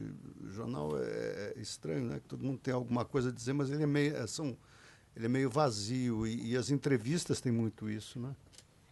Todas são com pessoas bem diferentes, mas captam muito esse ponto vazio que existe no jornalismo. Não sei definir muito bem o que é, mas enfim. Acho que então a gente pode abrir para vocês perguntarem. Peraí. Tradição tem que ser mantida. Primeirão é sempre. Não é verdade? Obrigado por ter me emprestado o microfone rapidamente aqui. Professor Carlão, eu recebi um choque nessa cadeira quando o senhor falou no Cine Mundi. Quem tiver comprando essa coleção agora de fotografia antiga de São Paulo, da Folha, não estou fazendo propaganda para a Folha, não, mas eles estão mostrando a Praça da Sé como era há 40 anos atrás, 50 anos atrás. O Cine Mundi era um porão. O aspecto se assemelha um pouco aqui, a diferença é que tinha umas colunas atrapalhando, e era tão poeira, tão rampeiro, que o apelido dele era Cine Imundo. De Cine Mundi para Cine Mundi. E vou fazer uma declaração aqui, já que eu sou da época, sou da pior idade, que a garotada não vai acreditar, mas do meio-dia às 2, o pessoal esquentava a marmita do lado direito do cinema. Eram as pessoas que iam, operários que iam para a fábrica, chegava atrasada, recebia gancho. Naquela época, gancho era 2, 3, 4 dias sem poder frequentar a fábrica e recebia desconto no pagamento. Então, eles tinham vergonha de chegar em casa para a esposa ou para a mãe, quando era jovem, iam para o Cine Mundi. Em vez de trabalhar na fábrica, 3 filmes. E na hora do meio-dia às 2, a gente escutava as espiriteiras de álcool pequenininha fervendo as marmitas do lado direito. Quer dizer, uma São Paulo que foi impressionante para quem teve a sorte, que eu tive, de conviver naquela época aqui em São Paulo. E lá em 1958, quando eu tinha 15 anos, passou um filme de 1941. Eles cobravam pouco e punham muitos filmes, porque punham filmes antigos. Esse filme de 1941 era do Frank Capra, Adorável Vagabundo. Barbara Stanwyck, Gary Cooper, e esse filme mudou minha vida para melhor aos meus 15 anos de idade. Então, quando o senhor falou desse Cinemundo, eu pensei, será que eu vou ter um piripaque aqui, entendeu? E eu morava na Penha na época, e lá tinha 5 cinemas para atender o bairro. O cinema que a gente ia ver mulher pelada e podia entrar, mesmo sendo menor, era o Cine Cacique, do outro lado da linha do trem. Eu não ia de bicicleta, ia a pé mesmo, como o senhor fazia de bicicleta, fazia a pé. E a gente tinha o costume de comprar jornal, ver onde estava o melhor filme. O senhor ia a pé de Jabaquara? Não, Penha, Carlos de Campos. E eu tinha esse costume que o senhor tinha de ir andar, atravessar São Paulo para assistir um filme, sessão dupla. E olha, sessão dupla sempre foi isso que o senhor falou. O senhor pôs o dedo na ferida.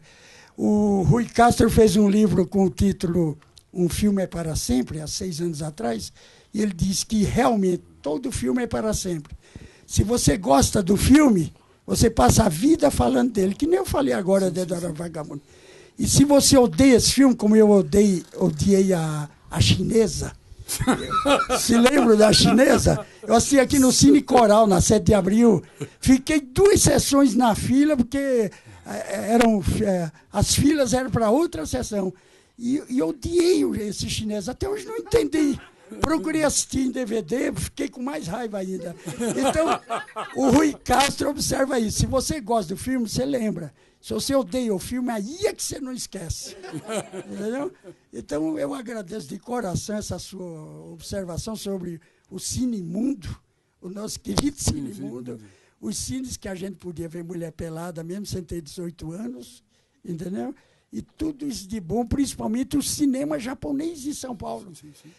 Eu, aos 8 anos, morava numa cidade chamada Oswaldo Cruz, colônia japonesa atuante. É lá que o Shindo Hime matava os japoneses que não acreditavam que a guerra acabou. O Fernando Moraes fez um livro a esse respeito. E eu ia 2 vezes por semana assistir filme de graça japonês, sem legenda. A minha entrada era paga porque eu dizia konbanwa para o porteiro, que era o chefe dos japoneses. Então, quando eu inclinava a cabeça e dizia konbanwa, ele, hai, e me puxava para dentro do cinema. Hai, entendeu? E os garotos japoneses não gostavam de mim, porque eu era o único brasileiro. Eu não tinha olho puxado, era o único. 600 pessoas e um brasileirinho lá, de 8 anos, no meio. Aí começaram a me chamar de Bacassan. Levei quase 6 meses para descobrir que Bacassan quer dizer senhor bobo. É uma pessoa que vai assistir um filme que não tem legenda, que não entende e gosta. Então, agradeço, Carlão, tudo isso que você falou. Cinemundo, cinema japonês, e eu morro cinemaníaco. Doido por cinema. Tá vendo? Não, mas só repetindo, que eu volto a dizer, Jairo Ferreira é um grande frequentador do Cinemundo. Porque gazeteava as aulas e via ver 3 filmes para não ir para casa. Para não ir para não ter que voltar para Vila Carrão e levar um esporro da mãe. Mas eu tenho a impressão que daí formatou, na verdade, uma cinefilia sem preconceito, num certo sentido, né? Porque eu nunca vou, sempre já citei isso várias vezes, já escrevi até vários textos sobre isso, da experiência de ter visto, na época da censura, de ter visto O Silêncio do Bergman sem corte, porque antigamente tinha esse negócio, às vezes, você se cortava na cópia, né? Se o filme era censurado, se cortava na cópia. Então eu tive o privilégio de poder ir numa das ruas lá perto do Cine Áurea, etc e tal, na Boca do Lixo. Então o cara falou assim, olha, tá passando, lá no Cine Moulin Rouge, que o senhor deve conhecer, lembrar, entendeu? Tá passando o Silêncio sem cortes. Eu falei assim, nossa, como sem corte? Porque vazou uma cópia não cortada, não meteram a tesoura na cópia. Eu falei, não acredito. Fui ao Cine Moulin Rouge, tive que assistir o filme anterior, que era um filme de educação sexual, que para mim virou um clássico do cinema, até as coincidências geniais da vida. Foi um dos poucos filmes feitos de educação sexual feito no Brasil. Entendeu? E acabei descobrindo que meu ex-sócio, o cara que comprou comprou a J Filmes, né, o Rubens Regina, é o produtor desse filme. Chamava Sexo e Vida. Eu sempre assim que foi a primeira reação de público magistral que eu já vi na minha vida. Na verdade, que eu nunca vi, eu acho que eu vi isso aí em Guerra Estranha, no cinema ainda, quando a menina é puxada no final, que eu vi a plateia gritar mesmo junta, né? Lembra de Guerra Estranha? Tem uma cena que a minha é puxada no tour, ela vai visitar a amiga, a colega, né? E aí ela arranca, né? Puxam ela, o público, se alguém gritasse na sala, gritava o cinema inteiro, evidentemente, né? Grita. E nesse filme Sexo e Vida, produção do Rubens Regino, tem uma famosa sexo, porque tem negócio de mostrar doença venérea, né? Não tem cena de nudez, porque é só mostrar doença venérea, mostrar pinto doente, né? Mas tinha cinema lotado, tudo isso para poder assistir Bergman. Né? Aí tem uma hora assim, o cara vai falar assim, olha, vocês tomem muito cuidado e mostra como é que faz. Aí, tem coisa até que alguns cuidados que nem se faz muito hoje. Tem um creme para limpar, que você coloca na uretra. Tá? Aí, de repente, fala, porque senão vai acontecer isso. Aí aparece o cara, o médico com o bastão de ouro, incandescente, e enfia na uretra do cara. Aí você foi... Foi um grito, mas... Foi o primeiro filme que eu vi uma reação espontânea da plateia. Eu falei, esse filme nunca mais me saiu da cabeça. Evidentemente, Sexo e Vida. Eu até falei para o Rubens Regino, tem que salvar esse filme é um clássico do cinema. Ele conseguiu, ele falou assim, o Rubens Regino disse que ele ganhou muito dinheiro viajando o Brasil. Esse filme tinha sido proibido pela censura com a cópia debaixo do braço. Ele pagou o filme e faturou uma fortuna com 2 cópias, tanto que não existiu. Até o nosso amigo lá que fez o cinema brasileiro, um terror, uma ação, como é que chama? O Remy Leão estava louco para salvar esse filme. Isso é um filme histórico. Sexo e Vida é o primeiro e único filme sobre educação sexual feito no Brasil. Né? E que exibia nas sessões do interior ou do Nordeste, que era assim, sessões para mulheres às 8 horas, né? E sessão para os homens às 10 horas da noite, não é isso? Isso é separar o público. Isso aí no Bergman, não. De repente o Bergman está lá no cinema inteirinho, com todas as sequências, a sequência da masturbação, da Ingrid Tulin, a sequência do casal transando no cinema. Isso aí, nada disso tinha passado. Eu falei, não, isso não é um filme que eu vi no Cine Metro, né? Sei lá, no cinema mais mito da besta. Né? Lá no Cine Moulin Rouge, a versão estava integral mesmo lá dentro. Eu acho que tinha essa grande vantagem. A sessão dupla é exatamente por isso lá dentro. A gente conseguiu ver muita coisa integral numa época de repressão, graças a esses cinemas que passavam filme de horror. No próprio Cine A, né?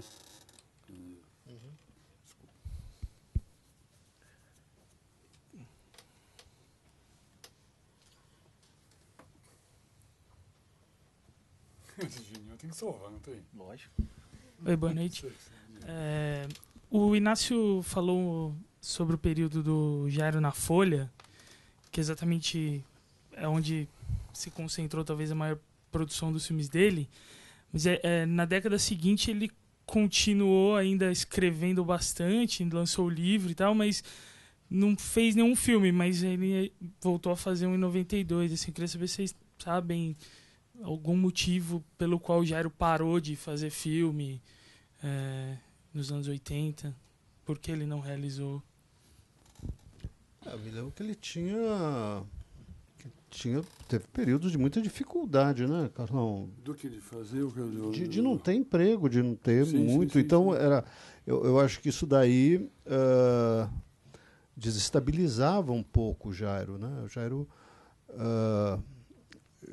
ele já tinha, como eu falei, esse modo um pouco wild, né? Um pouco selvagem, assim, muito pessoal, mas às vezes muito engraçado. Eu me lembro que quando ele foi à França, lá até essas partes que estão no Insignificante que ele fez lá, ele chega para mim, eu quero comer uma pizza.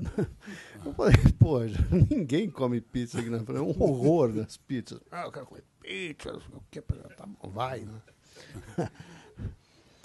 Aí dali ele volta. Nossa, que horror. Pizza de ketchup, pizza com ketchup. Eu falei para você não comer, você quis comer, né? Tem 400 mil comidas, você vai comer pior, né? Depois, eu me lembro que depois, uma vez, eu tive que comer lá, porque já tinha fechado tudo, anos mais tarde. Aí tinha piorado, porque era Pizza Pino, né? A Pizza Pino tinha sido vendida para uns indianos, então eu não tinha nem ketchup mais, era curry, né? O tempero horrível, verdadeiramente pavoroso.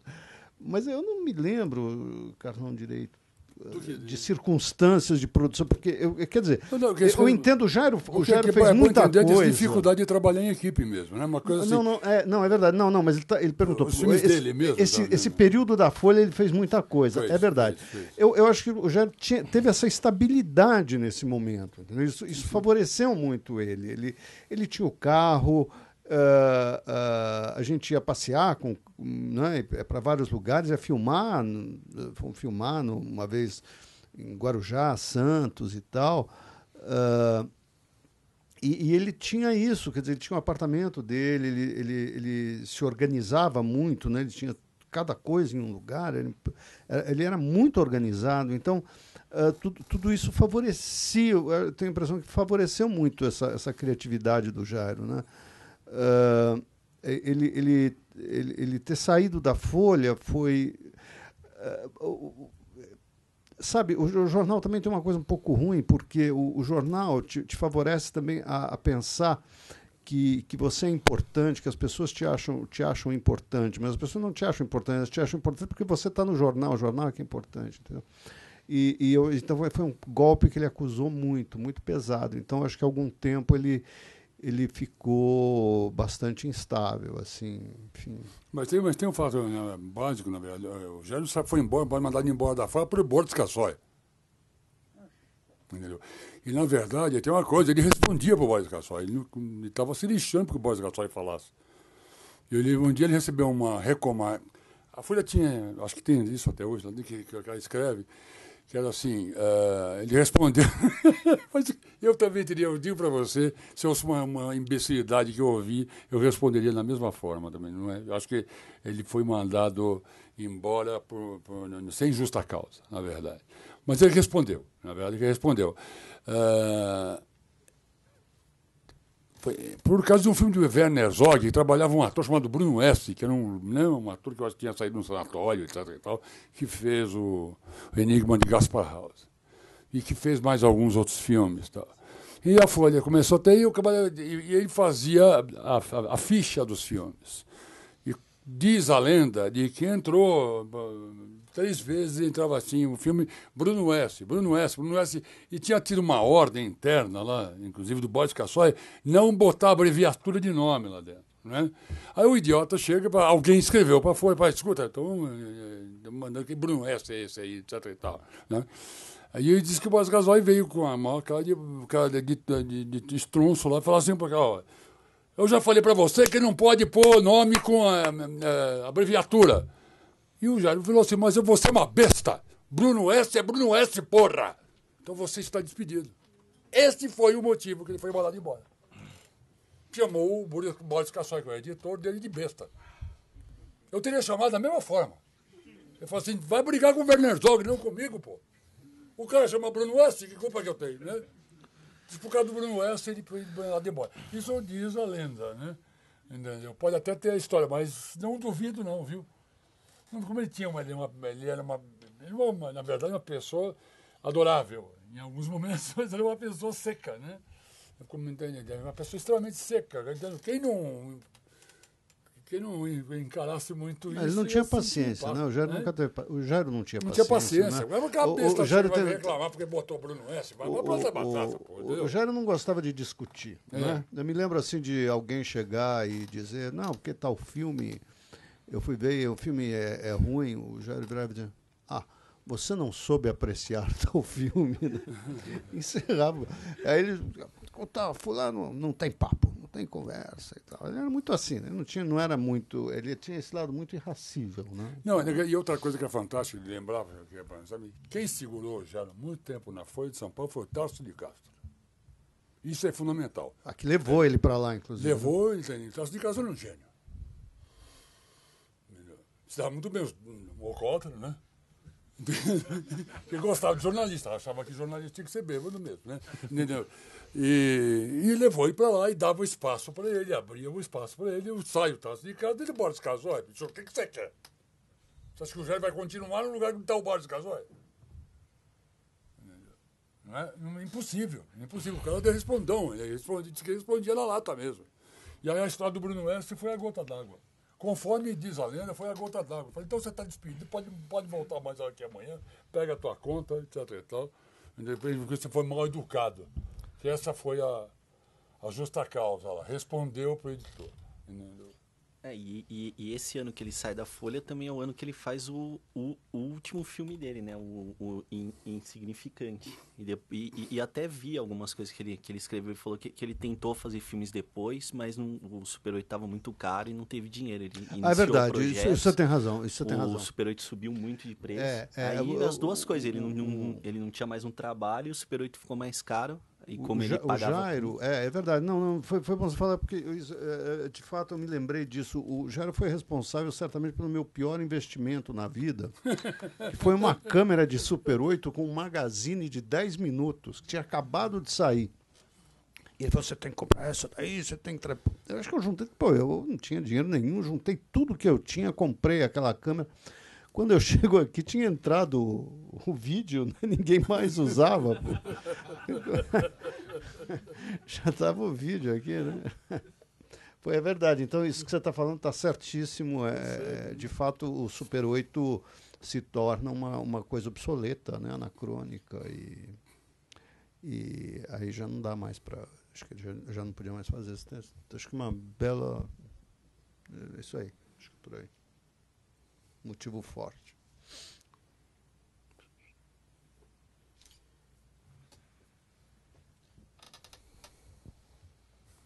tenho uma curiosidade com o Jairo, que eu acompanhei ele escrevendo o Cinema de Invenção, eu encontrando com ele aos poucos, né?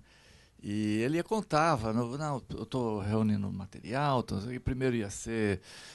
eu lembrava que era uma coisa mais restrita, o cinema da boca, ele não tinha esse nome, cinema de invenção, mas era só o pessoal mais radical. Pelo que eu entendi era isso, mas depois... Conversa também, eu não sei se era isso mesmo, mas depois ele falou, não, precisa a boca toda, vou incluir e tal, depois não posso deixar de fora o Glauber, não posso deixar... E foi incluindo o cinema novo. Com o desenrolar do tempo, quando sai o livro, eu achei, pô, o Jairo, afinal de contas, é uma pessoa generosa, pô, com todo esse radicalismo dele, ele incluiu realmente, e que não é muito diferente das outras histórias do cinema experimental, se você for comparar Mitry, Dominique Noguês, são generosos, quer dizer, pega um painel grande de gente e daí, mais tarde, quando ele lançou o último papo desse, foi quando ele lançou a segunda edição, que ele veio falar também, olha, então, mudei nisso, incluí isso, lamentou que não podia incluir os super-oitistas, que ele estava me ajudando, inclusive, a levantar, eu fiz um levantamento, mas não ia dar tempo porque o editor me apressou, tem que sair esse ano, e lamentei muito, mas incluí. Daí ele ficou meio que... Só tirei um cara, só te cortei um. Eu falei, mas como assim? Você inclui os super-oitistas depois, terceira edição. Não, eu cortei um cara, eu achei que esse cara tinha que cortar. Mas quem que você cortou? O Cury. O Cury não dava para... Então eu queria que vocês... Primeiro eu concordo com essa coisa de ser muito generoso, e que história é essa do Cury, né? Porque é meio enigmático para mim, assim, essa coisa do Cury, para ele. Eu também acompanho um pouquinho desde o começo o processo. Na verdade, porque esse livro, antes de mais nada, era um cinema sobre cinema marginal. Na verdade, era isso. A marginal não tinha Cury, não tinha nada disso, né? Não tem, nem Glauber, era cinema marginal, né? Eu saí de São Paulo, tinha Júlio Bressani, Nivírio de Almeida, e olhe lá, né? O resto era só São Paulo, na verdade, né? Tinha a convivência dele, afinal de contas, ele foi testemunha desse surgimento, na verdade. Eu acho que até esqueceu um pouco o que aconteceu com os corredores da São Luís, eu acho. Até passa por cima um pouco desse momento. Foi lá que se conviveu, que essas pessoas se juntaram, né? Queira ou não queira, né? Esses primeiros contatos, essas junções primeiras, etc. e tal, foram na São Luís, né? Esse envolvimento. E porque, mesmo não sendo aluno, entende? O Rogério não era aluno, né? O Rogério não era aluno, o Oswaldo Candeiro não era aluno, mas não saíram de lá. Estava sendo São Luís. São Luís virou, na verdade, virou um quadrilátero que juntava, né, São Luís, né, o Ponto 4, o Riviera e o Belas Artes. Né? Aquele quadrilátero da Avenida Paulista lá dentro. Você pode nascer, o cinema marginal nasceu lá, não nasceu na boca do lixo. Né? Nasceu naquele quadrilátero. Nós todos frequentávamos o Ponto 4, né? Todos frequentávamos aliás, o Ponto 4 era o local onde a gente ia comer, porque era mais barato do que o Riviera, pô, né? Aliás, o Rogério pegou uma indigestão lá de comer 6 dias seguidos, comer é verdade, né? Comeu não, que coisinha pior, né? Espaguete ao sugo, né? Também que ele vai querer. Ele se apaixonou pelo espaguete ao sugo do cara lá, comeu a semana toda, enfim.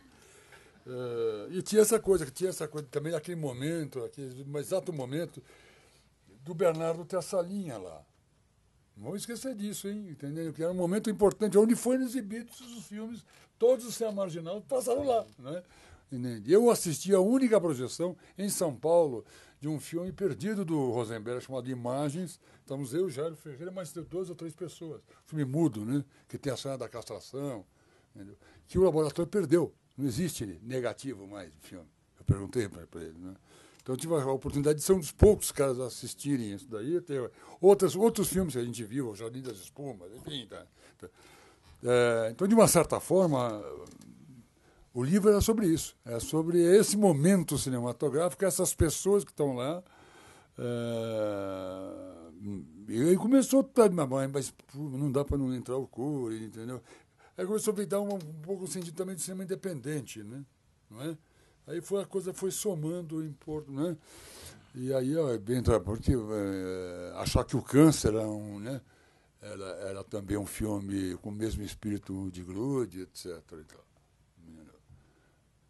Eu tenho minhas dúvidas aqui, é uma resposta, né? Era como o filme do Trevisan é uma resposta ao cinema novo. Né? O Câncer falou assim, se fosse marginal, ele teria que ser assim, né? Eu tenho a impressão também, o Jairo era conceitualmente um pouco... não tinha muito rigor, né? Era o que ia aparecendo na cabeça dele, entrava, saía, quer dizer... é mesmo essa ideia de inventar. Ele vivia com aquelas classificações do Ezra Pound na cabeça, do inventor, o mestre, o diluidor e tal, mas ele fazia um uso muito pessoal disso, né? Então, eu não duvido, né, que isso varie conforme os humores dele em relação ao Cury, né? E realmente o Cury, em um determinado momento, você podia pensar uma coisa, em determinado momento o outro. O Cury é um enigma do cinema brasileiro, né? Hoje você pensa de outra maneira, você já vê ele de outra maneira, é engraçado. Então, acho que também isso o Jairo deve ter passado também por essa... Não que tem essa relação ambígua, né, de Paulo Emílio e Biafora, por exemplo, né, que são figuras meio opostas, né, de alguma maneira, mas que se encontravam, né? O Biafora tinha também uma influência grande sobre o Jairo, né? Sim. E sobre o próprio Cury, né? Então acho que também passa por aí um pouco. Quando a coisa começa a deixar de ficar centrada única e exclusivamente no cinema marginal, e começa a abrir muito com essa noção do cinema independente. Pois é. Né? Quer dizer, aí foi achar o termo cinema de invenção no meio desse processo. Né? Mas, de qualquer forma, era mais esse sentido de ser um cinema meio sem dogmas. Né? Então, talvez por isso. E não, no último, eu acho que alguém deve... As cobranças em cima dele... Muita gente... Acho que exceção de Júlio Bressani, que sempre gostou do Cury, sempre. É bom que se diga. Acho que desde que eu conheço o Júlio Bressani, ele gosta de Cury, entendeu? Entendeu? Todos os outros cineastas de cinema... O que o Cury está fazendo aqui? Tem um ser aqui, né? Tem uma figura meio... Não, mesmo você gostando do Cury era estranho, gostando, né? Claro. Não, eu também gosto. Eu gosto muito, na verdade. Mas está uma coisa esquisita aí. Será que ele vai gostar de estar aqui no meio desses malucos aqui? Na verdade, tinha um pouco, né? Era muito cobrado. Isso aí, muito... Mesmo os casos que eram até... Porque existe essa coisa fanática, né? Num certo sentido também, eu acho que tudo é ruim de um lado para o outro, né? Não é? Meio xiita, né? Tem que ser marginal. Hoje eu quero saber o que até que é marginal, na verdade. Né? Mas tinha esse tipo de... E, ao mesmo tempo, tinha uma coisa curiosa, que era fantástica, que era essa noção. Eu me lembro de você ter um gosto muito pessoal. Eu vou lhe contar uma coisa que eu não sei se devia falar isso publicamente, mas, de qualquer forma, o Candeias, em vida, não perdoou o Jairo e nem a mim, para a gente preferir o Mujica. Ele tinha um grilo com isso extremamente grande. Eu gosto do Mujica até hoje, muito mais. Entendeu? Mas isso é uma coisa, isso eu pessoalmente entendi, é uma coisa com a qual eu concordava com ele, com o Jairo, né? E onde essa noção do autodidata, assumido lá dentro, passa a ter uma importância muito grande, né? Alguém já disse que a pior coisa que podia ter sido, né, que alguém ter dito para o Candeias é que ele é um intelectual. Ele não é um intelectual. Ele é um autodidata como o outro é também, né? Entende? Você pega os últimos filmes e vai sentir isso daí, não é? Com uma nitidez. O que é isso? A coisa não saiu pelas tripas como saiu nos primeiros, né? Entendeu? Isso era uma... Evidentemente, publicamente, não ia cobrar uma coisa dessas. Mas é muito curioso de você enxergar como já enxergava lá dentro, né? E como ele tinha essa admiração profunda, mas extremamente profunda, ao Mujica, eu até comprei, porque o Mujica também é um grande autodidata, né? É um grande autodidata que não abriu mão, jamais, entende, e fala errado até hoje, né? Eu me pergunto se ele fala errado até para vender peixe, na verdade, né?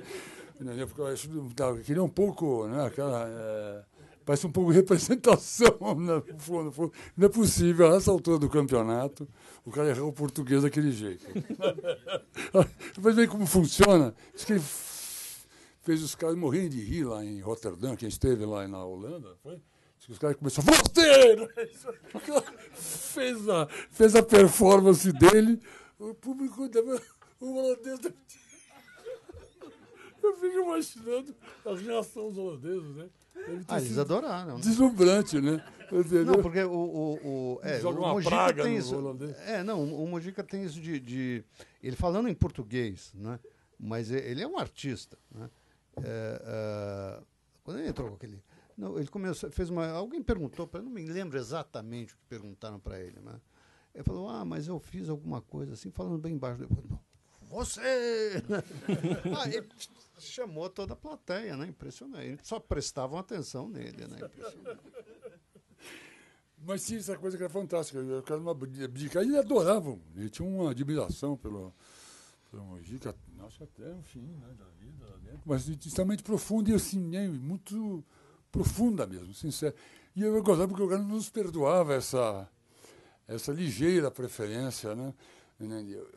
Eu vou dizer uma coisa para você, eu vivenciei com o Mujica uma experiência magnífica, que foi o Persson que levou o Mujica à Escola São Luís pela primeira vez. Aquelas pessoas torciam de nariz, né? Que filme ruim, que coisa...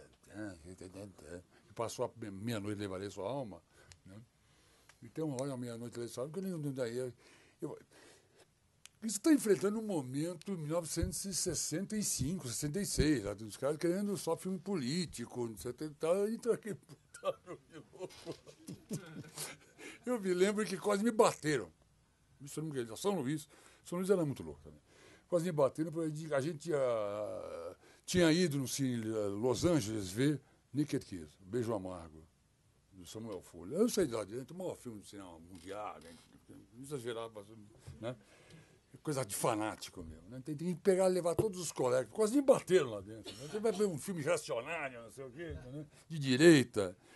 E era aquela discussão, a discussão é apaixonada, você é um merda, entendeu? Era tudo assim. Né? Não gostou do que eu gosto. Mas eu tenho uma teoria até hoje, quem não gosta de Samuel Fuller não entende cinema. Né? E realmente aconteceu uma coisa genial. Só quem gostava de Samuel Fuller foi fazer cinema. Então, todos os meus colegas não gostaram, vou fazer taxidermista, não sei o que lá, modelo, enfim. Mas é verdade. Eu falava isso, ele não conhecia o cinema, você lembra quando você foi para a França? Você me escreveu. Esse cara é bom pra cacete, lembra? Né? Eu falei assim, não, tá na cara, só que precisa gostar de cinema para gostar de Samuel Fuller, né? E o cara foi não ver, eu botei, enchi uma sessão do Los Angeles, tanto que eu falei, quase que me bateram lá dentro. Quase que apanhei. Em compensação, na primeira sessão, quando eu fui assistir o filme, o Calegaro, o Jânio Ferreira e o Calegaro fomos assistir uma sessão no Cine Normandie. O Cine Normandie é outro cinema que ficava no buraco, né? Que ficava, não é verdade? Eram os grandes cinemas, né? Quando acabou a sessão, comecei a bater palma na sala lá dentro. Daqui a pouco a gente escutei gente batendo palma atrás. Vira para trás, estava Rogério Sganzerla, entendeu? Carlos Alberto Eberti, e mais um outro maluco da turma lá dentro. A gente falava, a gente se sentia nitidamente, entende, quase um gueto. Porque você que está preocupado com ser político, entendeu? Aquela coisa, né?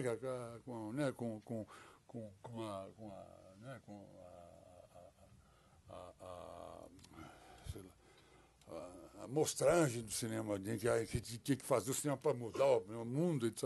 Ninguém deu no que deu. Enfim, eu acho que ficava muito claro isso.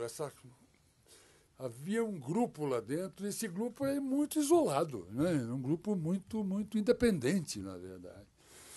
Isso, a sessão do Naked Kiss foi pontual. pontual. E a partir daí eu cheguei a essa conclusão. Não gostou de Samuel Fuller, troca de profissão. Vai fazer qualquer outra coisa. Que cinema você não vai fazer? Eu falo para os meus alunos. Eu podia ter essa liberdade, né? Pena que eu não tinha também tanto conhecimento que eu tenho hoje, né? Para poder chacoalhar de outra forma, inclusive, né? Exibir, né? Outros filmes pornôs, entende? Bons, né? Revolucionários. Não, falando verdade.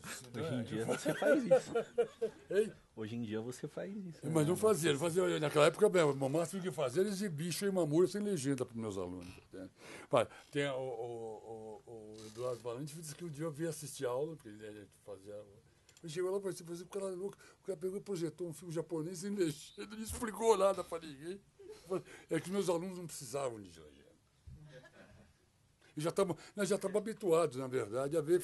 Pô, quem foi que vai ver filme com legenda, pô? É um facilitário, cara. Eu ia lá para dormir. Entendeu? Pelo menos na minha aula ninguém dormia. Né? Mas isso que tem um pouco, eu acho que essa questão que você levantou é um pouco isso, né? Por de tanta cobrança. Eu acho que se cobrou muito dele na primeira edição, o fato de ter incluído o Walter Guccuri. Entendeu? Como você vai cinema de invenção, não tem nada com cinema marginal, etc. e tal. Né? Mas nós que gostávamos do Guccuri, achávamos até que tinha né? Tinha, no sentido de independência, não podia faltar. Não poderia faltar. Não sei se responde isso. Sobre essa ideia, né, de cinema de invenção, porque não é só cinema marginal, não é só cinema independente, são também momentos, né? Eu estava vendo no catálogo um texto super bonito do Jairo sobre os filmes da Maristela, que estavam passando na televisão. E aí ele começa a comentar os filmes e bem do jeito do Jairo, nada totalizador, bem fragmentado, bem estilo colagem. Ele fala, tal filme, o roteiro é muito ruim, mas tem uns travelling sensacionais que são puro cinema de invenção. E ele vai nesse dado assim mais fragmentado mesmo, procurando em filmes alguns detalhes, alguns momentos, né?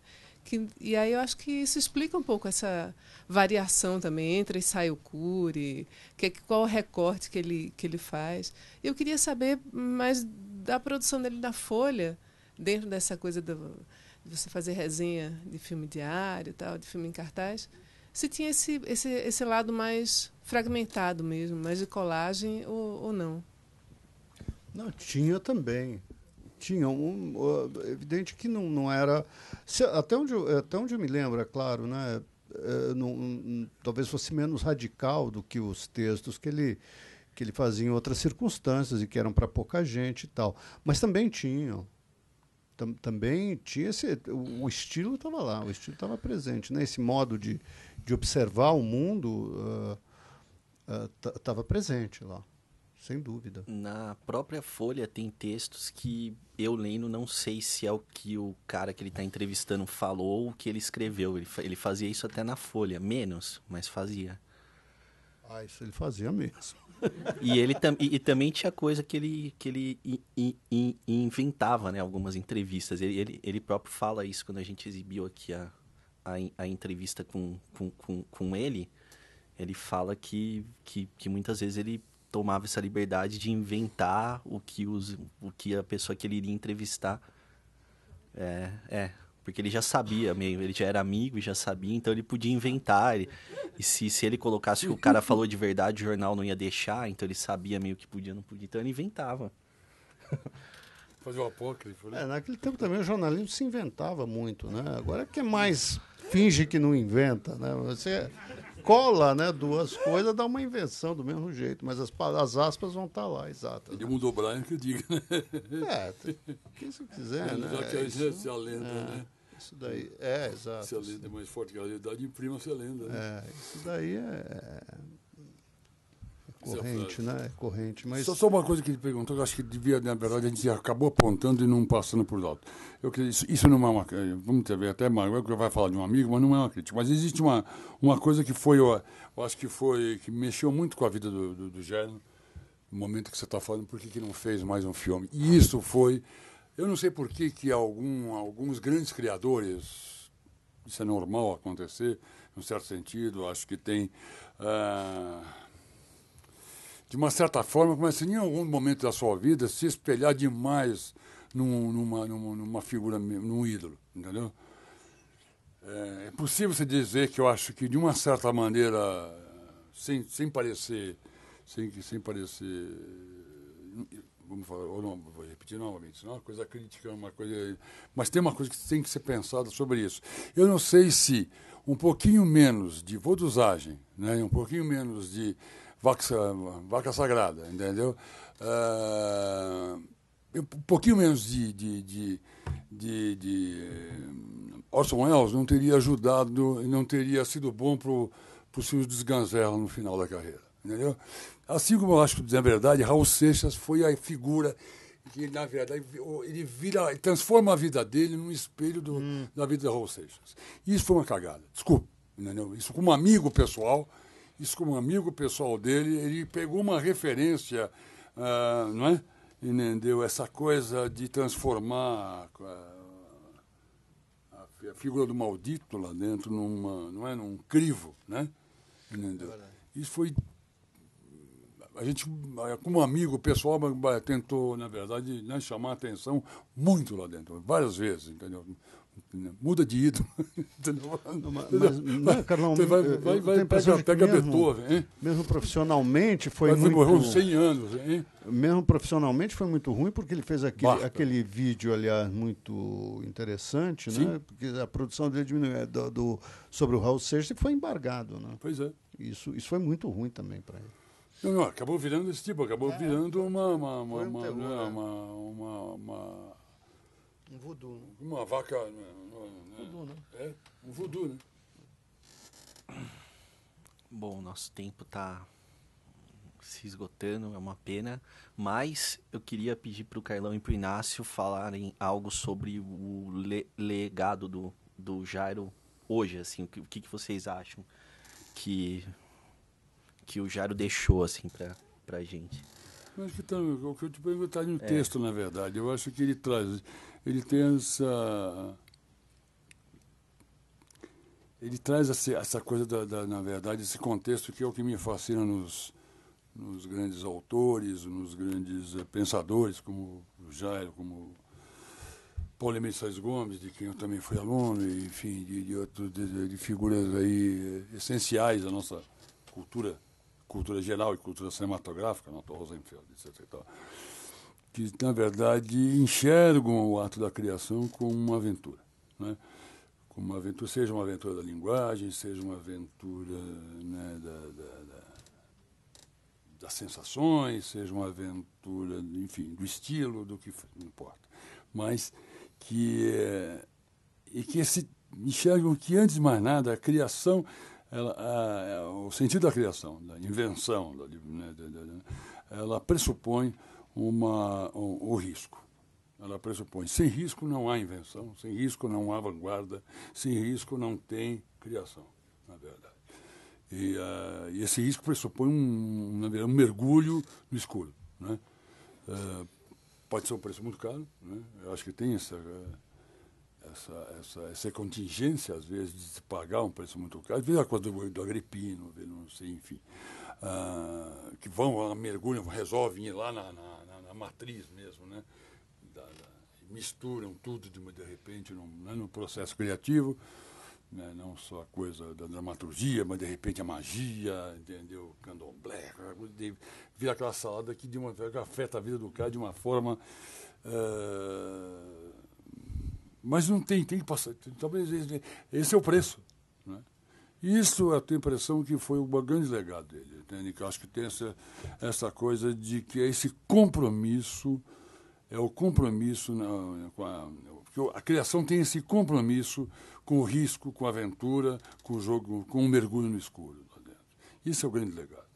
Isso não tem a menor dúvida. Isso não adianta, assim, eu não consigo, eu concordo com você até hoje, eu vou morrer sem conseguir enxergar, entendeu? Eu não tenho o mínimo respeito a nenhum criador, a nenhum inventor, a nenhum cineasta, a nenhum dramaturgo, seja lá o que for, entendeu? Que não levar isso até as últimas consequências, né?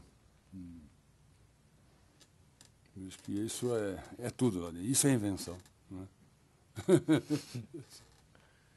Bom, eu diria que, só para acrescentar aqui ao que o Carlão falou, eu tenho a impressão que essa radicalidade, né, e um apego muito forte à verdade, né, que o Jairo tinha, era uma coisa incontornável. Né?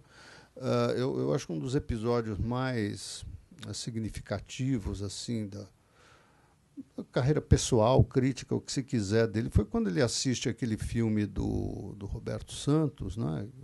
Lembra o nome? É com a Adriana Prieto. O Anjo Mal, e ele sai do cinema berrando: Roberto, esse filme é uma merda. Esse filme é horroroso, né? É horroroso. Ninguém tem coragem de dizer uma coisa dessa, né? Ninguém tinha coragem de dizer para o Roberto Santos isso. O cara falou isso, né? Tinha razão, né? Tinha razão. É um filme insuportável.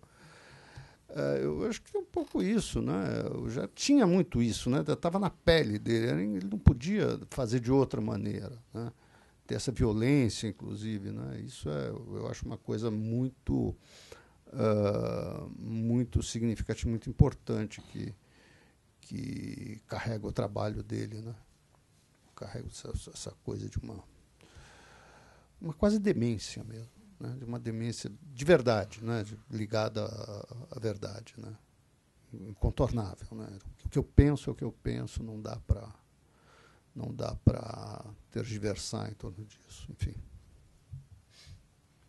Então é isso, gente. É uma honra para mim estar aqui junto com o Carlão e o Inácio. Muito obrigado mesmo pela presença de vocês. Muito bom.